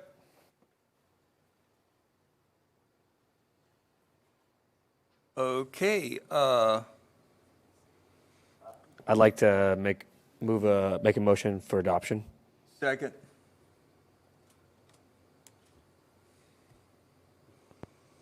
Motion carries by a 3-0 vote with Mayor Wells and Councilmember Goebel disqualified.